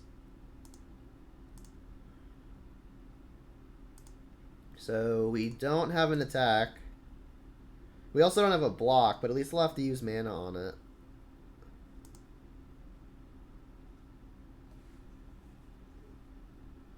Yeah, hitting Liliana would be good, but again, if we hit Inquisition, we just die.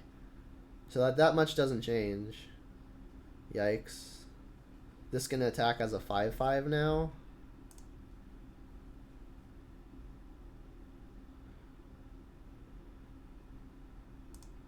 Guess I have to block, right? If I Bloodbraid again, they can block one, shoot the other. So I think I have to block as long as they're allowing me to block.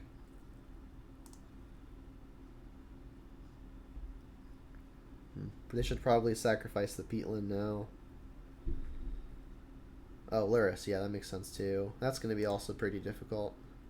So best case now is we cascade into Kolaghan's command. Because then we could kill this and have them discard Luris. That's going to be just about the only hit that keeps us in it. There are 2 of those. Hiya. That takes the Luris. But they just kill this, attack for 5. So I guess we're not dead. We go to, no, we are just dead, right? Because they shoot this, they attack for 5, and then they shoot us, so we're dead. Alright, Mardu Shadow. Kalitas. Play Engineer is interesting for the Hex Drinker, but by the time we play the Engineer, they're pretty likely to have just outsized it anyway. I guess it's good if they haven't pumped mana into it, because I mean it'll trade with something and maybe kill Hex Drinker. It's probably looking like these 7. We can take out the discard. Hate the discard versus the shadow decks. Like, discard is inherently tempo negative. And if they're just trying to throw a bunch of creatures into play really quickly, this card looks pretty terrible. The Bobs look good, especially on the play. Run and 6, not super exciting. You're saying Kalitas sounds meh? I think Kalitas is probably pretty good. Like, if you Kalitas and kill something, you've created 2 creatures and have exiled their thing. And then this gets pretty big pretty quickly, if you can get it rolling. Like, I definitely think it's better than the stuff we've taken out so far.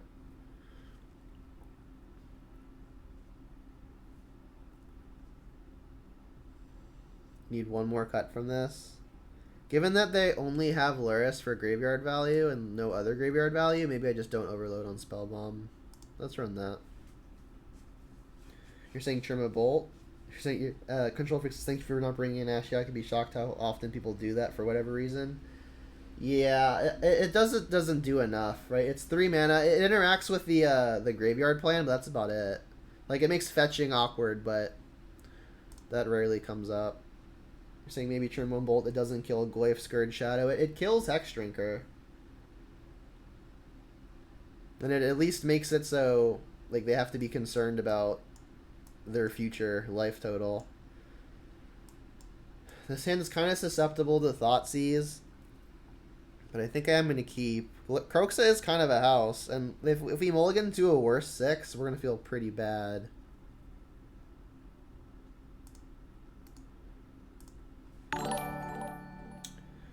Yunorana, thank you for the follow. I appreciate the support. Alright, so they might just be holding up Veil here. I'll cast my Kroxa pretty happily. If I plan on getting a basic, it's probably a Swamp, so Stomping Ground, Blackleaf Cliff, Swamp makes the mana perfect.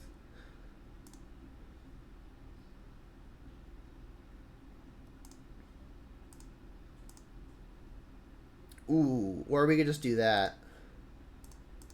Let's do that. They could push it. Ideally, they don't have a Ren and 6. I don't think Shadow variants play Ren and 6. If they don't have push, this is a pretty high upside play. I guess Dismember also a possibility. It's literally losing the life for Shadow reasons. Yeah, I mean, if they're forced to answer this on their turn, maybe we can stick something like a Liliana, but we'd have to find a Liliana. Boo. Alright, Liliana, please. Liliana would be best case.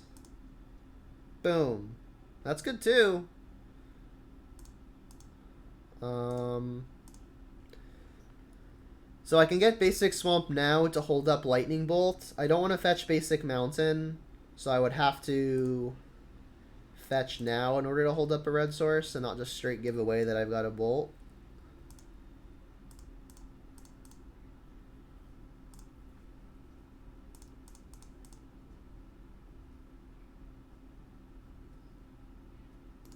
They take 3, enabling their shadows.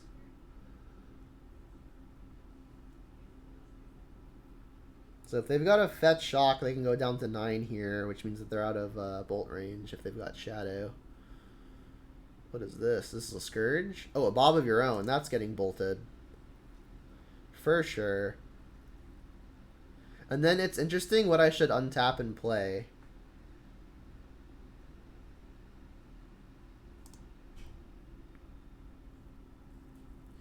What is this? You got a discard spell? You got a shadow as well. If they play a shadow on top of this, that could be dangerous. I can kill the Bob for sure. They do have a shadow. Yikes. Alright. If I can find a way to kill this, that would be swell. Oh! Perfect. Right on time. Yoink. About time we found a Liliana. Is that the...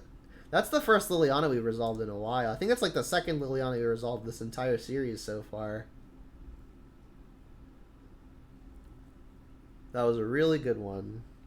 And I'm probably just going to discard whatever I draw. Like, these two cards are both fantastic. Another shadow is annoying. Yeah, Lily was pretty fantastic there. Let's get Overgrown Tomb. Third black, second green.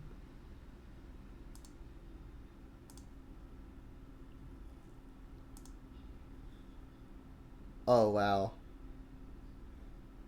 I guess, do I just play that? So, the issue with playing this Liliana is it's a lot weaker to Veil of Summer. Although, they went Dark Confidant and Death Shadow last turn and didn't hold up Veil of Summer when they could have just played one of those two and held up Veil. We also just have Croxa as an option. The benefit of plussing this Liliana is that I can cast Bloodbraid, and the next turn maybe I can cast Kalitas and Edict them to get the immediate Kalitas value. We've got a lot of options here.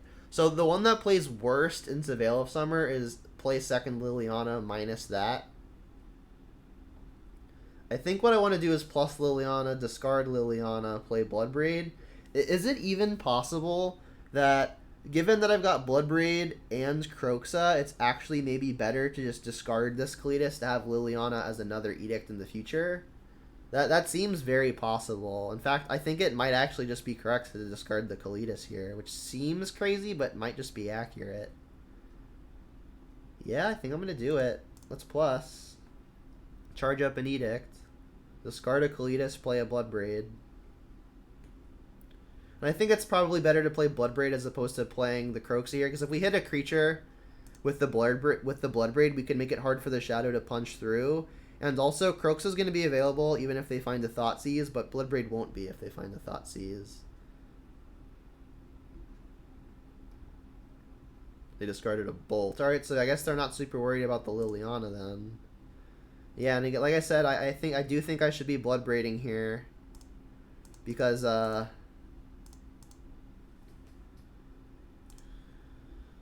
want to pull ahead on board and defend this Liliana. We just hit a push. Sure, that works too. And I don't think they have multiple pushes. Tend the Pests. Wow. Alright, well, I guess we're blocking. I guess that makes me happy that I didn't Liliana again. Although now I wish I had the Kalitas. That's an interesting one. I've seen people play Tend in the sideboard. It's pretty cool. So yeah, now I wish I had the Kalitas for specifically Tend the Pests. The tech.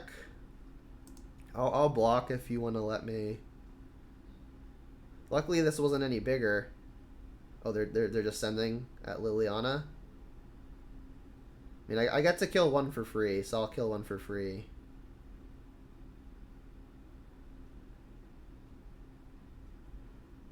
Alright, and Liliana is dying no matter what, so I'll block one of the ones coming at me. Right? That makes sense? Yeah, Liliana dead no matter what, right? So let's just block one of the ones at me. You gain a life.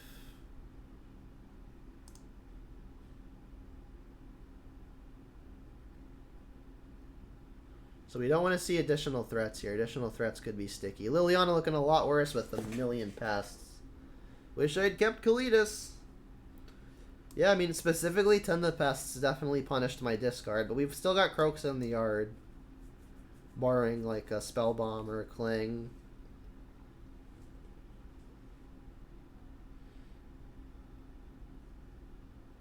And then for Tarmogoyf reasons, it's actually they're playing Tarmogoyf too. So do I want to make Tarmogoyfs the smallest possible, or do I want to make them the biggest possible?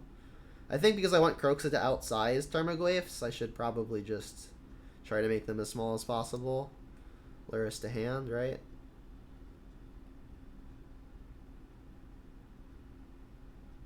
Oh yeah, Goyf, there you go. So they are hellbent.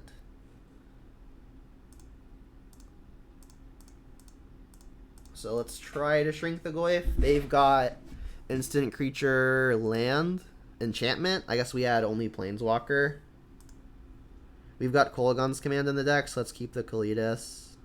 And I guess also the Bob. I guess we leave a land for Ren and 6. Bolt doesn't do anything in the yard. I guess we can ditch a land as well. We've got Forest in hand, so Vernon is just worse than Blackleaf Cliffs. We need one more, but in between Bob, Meyer, Kalidas, push. We can get rid of push. Done. You'll go to 6 here. They can block this thing forever, though.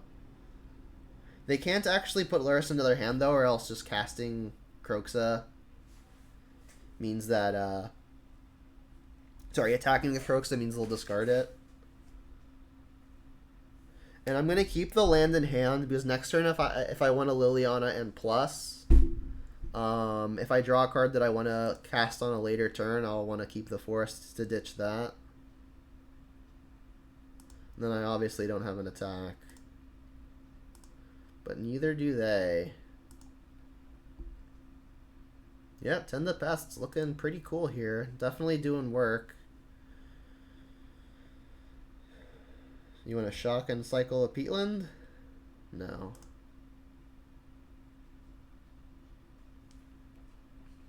They've got a lot of good draws, but so do we.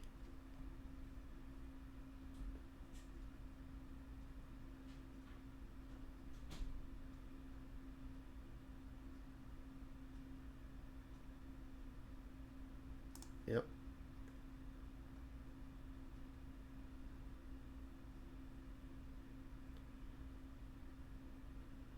Mardu Shadow. That's pretty thick.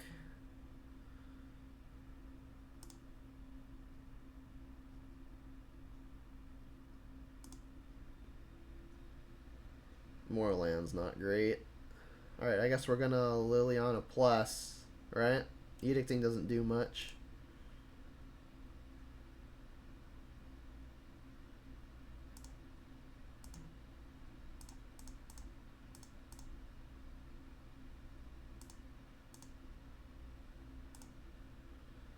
So, pretty interesting here.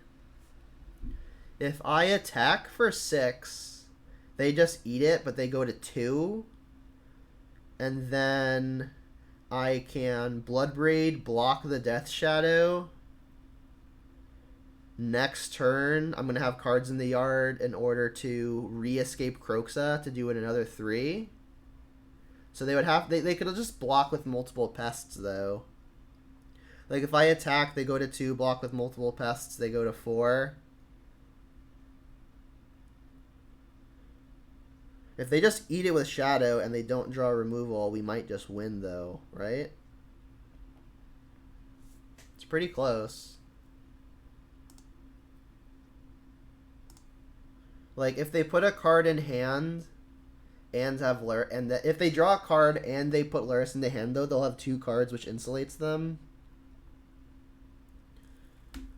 Yeah, I think I've got to go for it. Let's go for it. So you'll go to 2 off the trigger. You'll come just completely munch on this, which we are aware of. And then I'm going to keep this in hand, I think, because either way, if they kill this or I get to plus and discard it, we'll have the lands to play Kroxa. I guess the issue with not playing this is if I draw a bolt or a push. Right?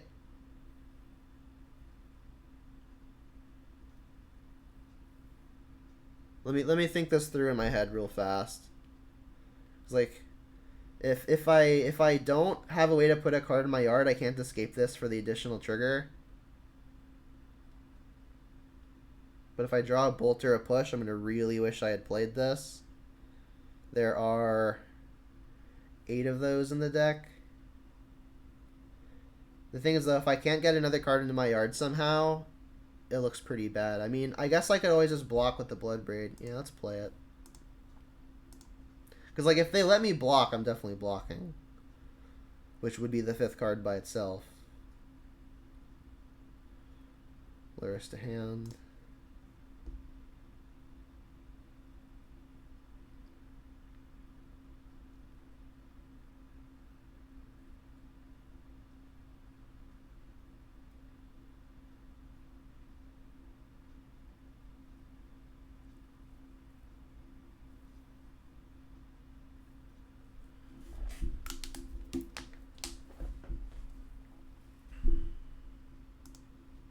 If you attack with Shadow, I'll block.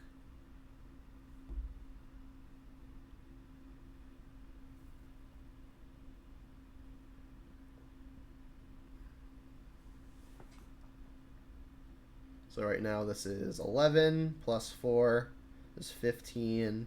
So they're making it so I have to block, right? If I block just one pass, I still take 16.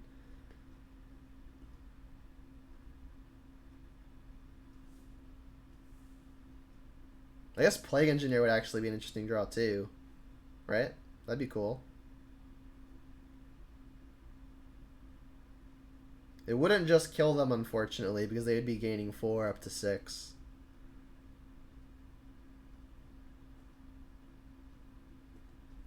Just send in everybody.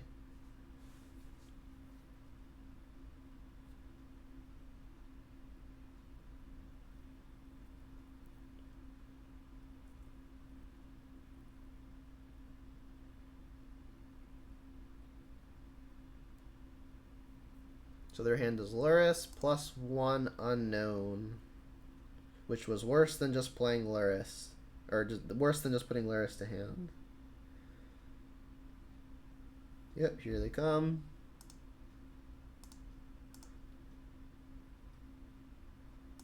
So now we can re-escape the Kroxa. But they've got 2 cards in hand. They could just ditch the Luris to not lose life. So Bolt, Kolaghan's Command, and Stomp would all just make it really easy. Oh yeah, we actually drew the Engineer. Wow. So if I play the Engineer, the Pests die. They go to 6. I can then trade with something. We could also just Edict them and we trade. But then they've got the Luris. And then if they find a land, they could just replay something. I mean, I still think we're engineering now.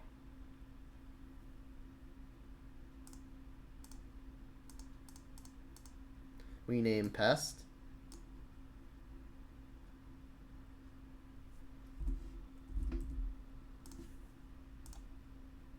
You'll gain a bunch.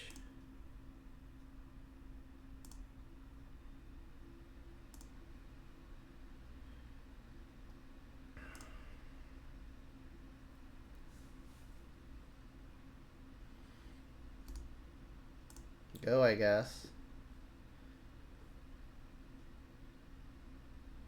So we can trade now. If they find untapped land, they can Luris and replay a 1-drop. But they do just have another Shadow. They found it. Yikes. If they get a basic here. They're not getting a basic, though. This opens up Bolt again to being a lethal play. Oh, we're just dead. They replay Seal of Fire. Yeah. Math checks out. Alright, you got me. Yeah, there's probably something I could have done there. It was like at a much prior turn, but I don't know what it is. Alright, so now we are 19-5. We got one more for this recording.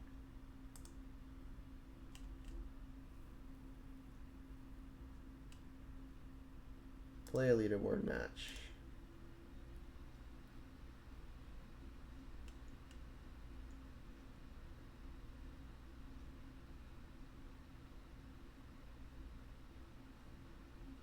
We got paired versus... Oh, we're creating the match again. Versus Blind Malkavian.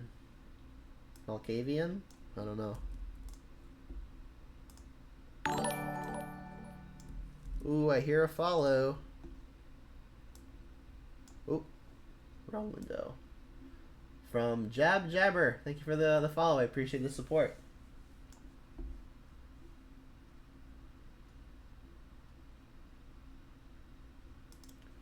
We have lost the die roll, but we've got an excellent hand. Very interactive. Very card advantage-y via the Renin 6. It's only drawing lands for now. But this hand is beautiful. We're only missing a threat. Basic Forest Pass. Interesting. I guess we don't have to wonder for too long. There's the threat. Excellent. What you got? It's Infect. Infect is like one of the best matchups we could ever ask for. So I guess I'm taking the Spellskite. Because if they play Blighted Agent, we just run in 6, ping it, and we're so far ahead. Ooh, we're getting a raid from Original Ostrus. Thank you for the raid. Welcome, everybody. We're playing against some Infect here.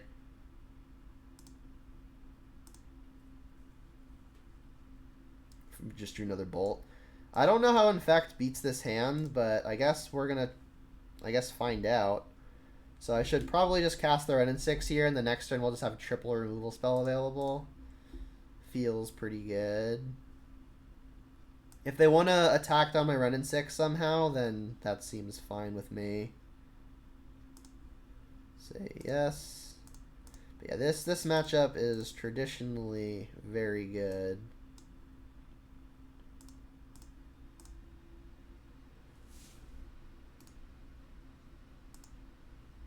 So they've got only Snakeskin Veil to protect as far as we're aware. There's one unknown.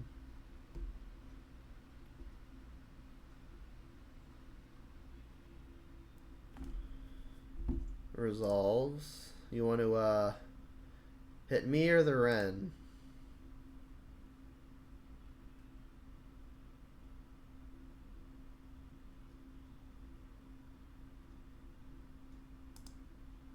Yeah, I'm going to assume they want to kill the Ren here. And if they go at me, then Ren just gets to live, which is also great. More threats, not bad. I think I'm just going to get basic Swamp here. My life total really doesn't matter that much, though, so maybe I can just pretty freely get Overgrown Tomb. Let's do that. We can still hold up push, double bolt after getting the Tomb.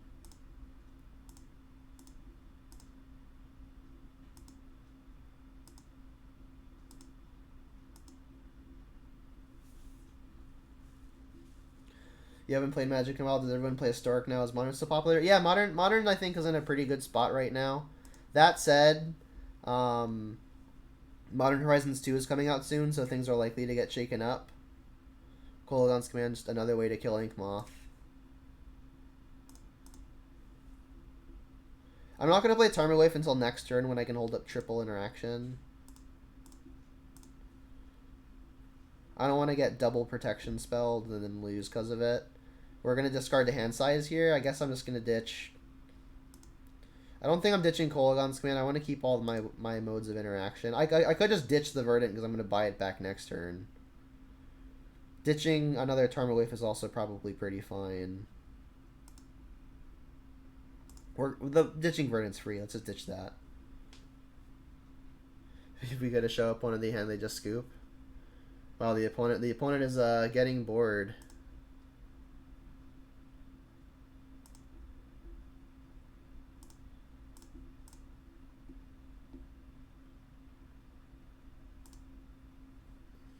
Alright, so this can get basic Swamp again. So we can hold up this can get basic Swamp and we'll have double bolt off of this.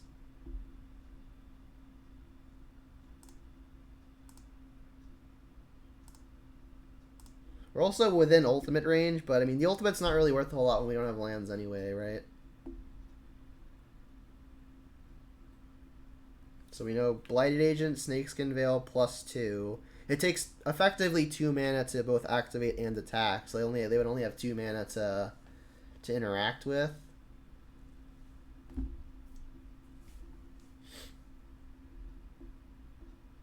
There's the agent, sure. And then I think I'm going to use the Kolaghan's command here, because if they fight over this, I'm not actually sad if they win. I think I just want to use my my spell that costs the most mana. And then I'll have them discard and then shock this. And we know they can put a counter on it. But again, this is fine.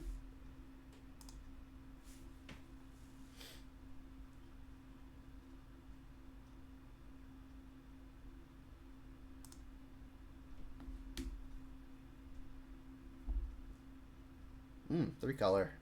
Wonder what they're playing black for. Sure. I don't know what they shocked for. We're tapped out.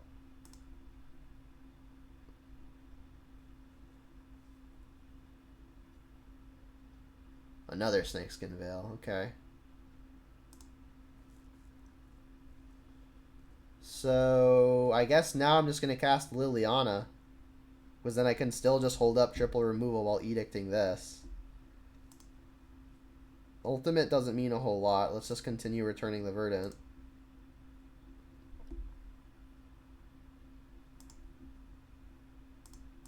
Get basic forest.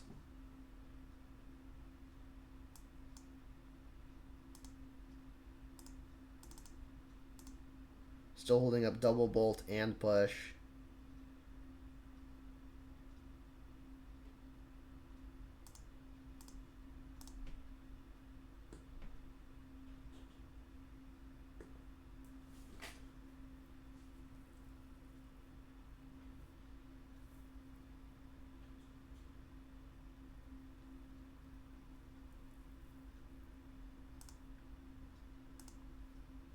It feels pretty impossible to lose with triple 1 mana removal when the opponent's going to have at maximum 3 cards in hand.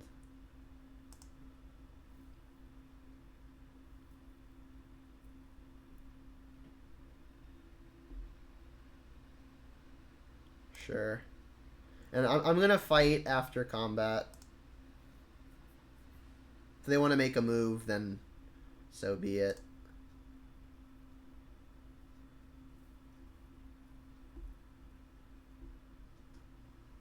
Kicked Vines, start with Bolt.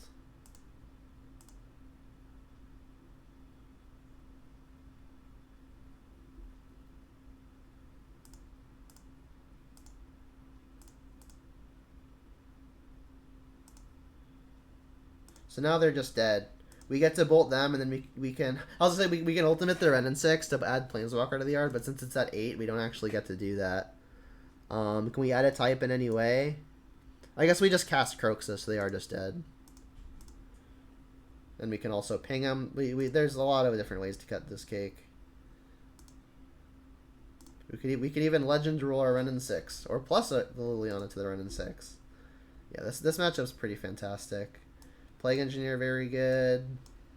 I like the Wildfires for the Ink Moths. Brutality also going to be great. And then just another copy of Fatal Push also going to be good. I'm going to cut some top end. Everything else seems really, really good, though.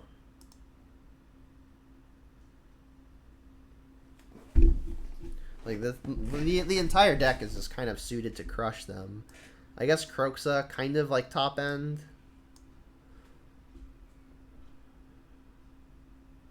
We need to make 4 cuts. The rest of this deck is just so good. We're playing against Infect. You don't think we need BBE at all? That's probably pretty fair. My main concern is cutting too many threats. Because like we will have already cut 5 threats. It's like we're gonna need a way to actually win, right? Or else maybe they can rebuild. We still have 3 Bone Crusher, 4 Tarmogoyf, 2 Dark Confidant. That's, I guess, engineered attacks, but not for a lot. That's really only 7 things that hit hard. We're taking out 5 of our actual good closers.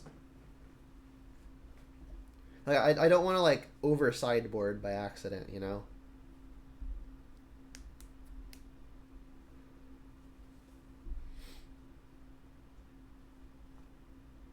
Yeah, I think I'm gonna keep a Bloodbraid just because I need my threat density to be there. I think I'm going to shave on Liliana's, reason being it's a sorcery speed answer that gets blown out by Veil, and it's a slow sorcery speed answer. So I think of all of our removal spells, Liliana is probably the worst. And then maybe it really is just Bloodbraid. Liliana is still very, very good versus them. I'm going to keep my cheap threats over the Bloodbraid. So if I am going to remove another threat, it's going to be the Bloodbraid. Yeah, I mean, I just know that I'm not going to draw a threat, but hopefully this is fine. Do I need the Wildfires? I like the Wildfires because it's one of our only good ways to pick a fight over the pick a fight over the Ink Moths on our own terms. Yeah, we'll keep. This hand's not excellent, but we've got the Wildfire, we've got a Kolaghan Skin, we've got a threat. No 1-mana interaction is kind of unfortunate. Oh, they're playing black for discard? That's cool. They did not mulligan. Yeah, this hand, I think, is like on the low range of keepable. On the play, it'd be much better. Or they took the interactive spell. Oof, more land's not good. Really would have liked anything that costs 1 there. We've got 13 of those.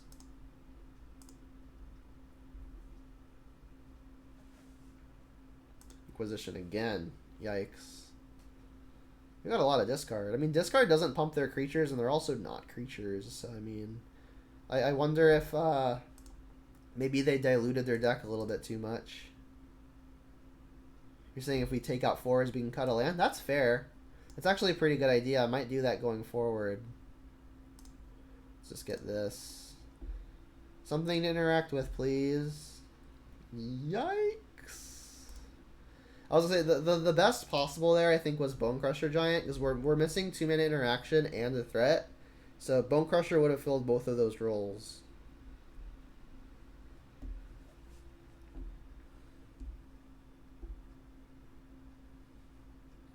Do it again. Spellskite. Well, we can Kolaghan's command that. And I'll do it now before they give their Spellskite hexproof. We've got the Stomping Ground in hand. Unlucky. I guess I'll have them discard a card as well. Goyf's a good pickup. Let's do this now, because again, I don't want them protecting. I could just return a Goyf, but had I not found the Goyf, I think that would have been the play. But now since they are kind of a critical mass deck, I'll just have them discard. So we'll destroy an artifact, you discard. Target discard, destroy an artifact, that.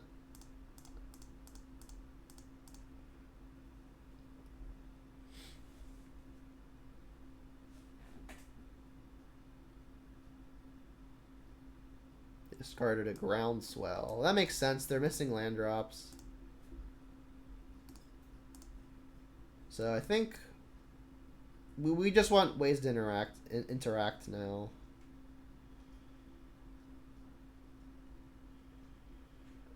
And I'll block first chance I get, assuming their threat isn't a Blighted Agent. It's another Spellskite. Okay. Yeah, they kind of diluted their deck a fair amount. I think I'm going to play Tarmogoyf and the Peatland, and then I'll intend on sacrificing the Peatland at end step. This could be a mistake. If I draw a Dark Confidant off of Peatland, I will much rather play that. Yeah, the opponent diluted their deck a fair amount. They found Agent, though. That's what they were looking for. Spellskite can protect it at least once.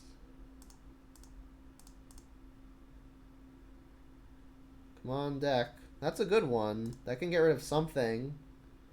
Jeez. Alright, I guess please no Veil of Summer.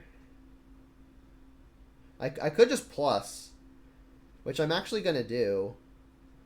The issue there is they could use a pump spell to kill the Liliana. But if they use a pump spell to kill the Liliana, that's good for me.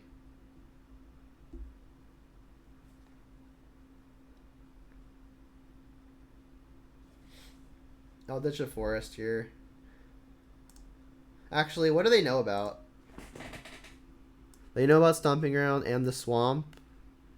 Do they know about the Verdant? They do. So this is actually the one card they don't know about. Let's ditch the Stomping Ground.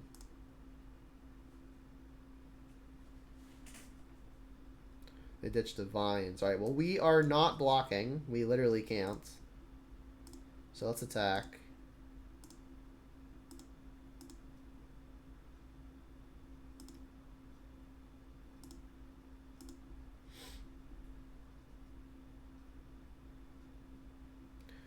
You're surprised Infect is even still around? Yeah, I mean, it can really get under some of the medium speed decks. If they have double pump spell, then you know, so be it. They would have had to have drawn one off of the top for that to be effective. And now I can Edict because if they do have a Veil, it still sucks, but they aren't drawing a card with it. Interactive spell, please. Yeah. That kind of counts. This could draw out a Veil of Summer. But, I mean, if they've got the Veil, I think I still need to Edict first. Because then they don't draw the card.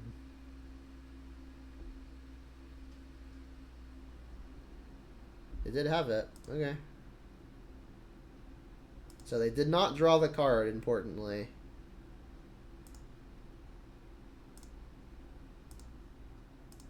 Can't block. Let's attack.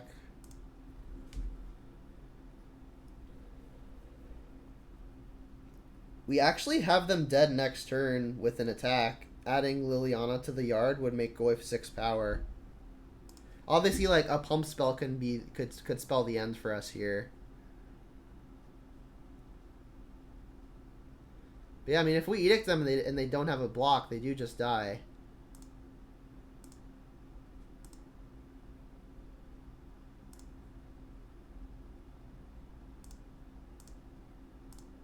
Edicting first, so if they've found the Veil, they're not drawing a card off of it. Then is Dark Confidant also bad in World of Lava Dart? I don't think so. I think that it's different because you have lots of other avenues to victory against Lava Dart as the Jund player, but with Infect, like, you have no other avenues to victory. Like, if you draw a Bob versus the Lava Dart deck, you're not just dead. Alright, so we're at 6 power. They're forced to do something here. I guess if they do have a Veil of Summer, they would have just cast it. I mean, they have to respond with whatever it is they have, so I don't really see a reason to Thoughtseize first. They just die, sure. Okay. Alright, so we are in the territory where we now qualify for leaderboard rewards. Yeah, they didn't cycle their land there. I mean, maybe they weren't drawing to anything. I guess no Vapor Snag or something like that. But yeah, so let's refresh this and see how we did. So we are at a 75% win rate with a 15-5, so pretty good. So we snuck in at 18th. So as long as not a bunch of people jump in. As long as a bunch of other people don't come in ahead of us with a better than 15-5 record, we should be good.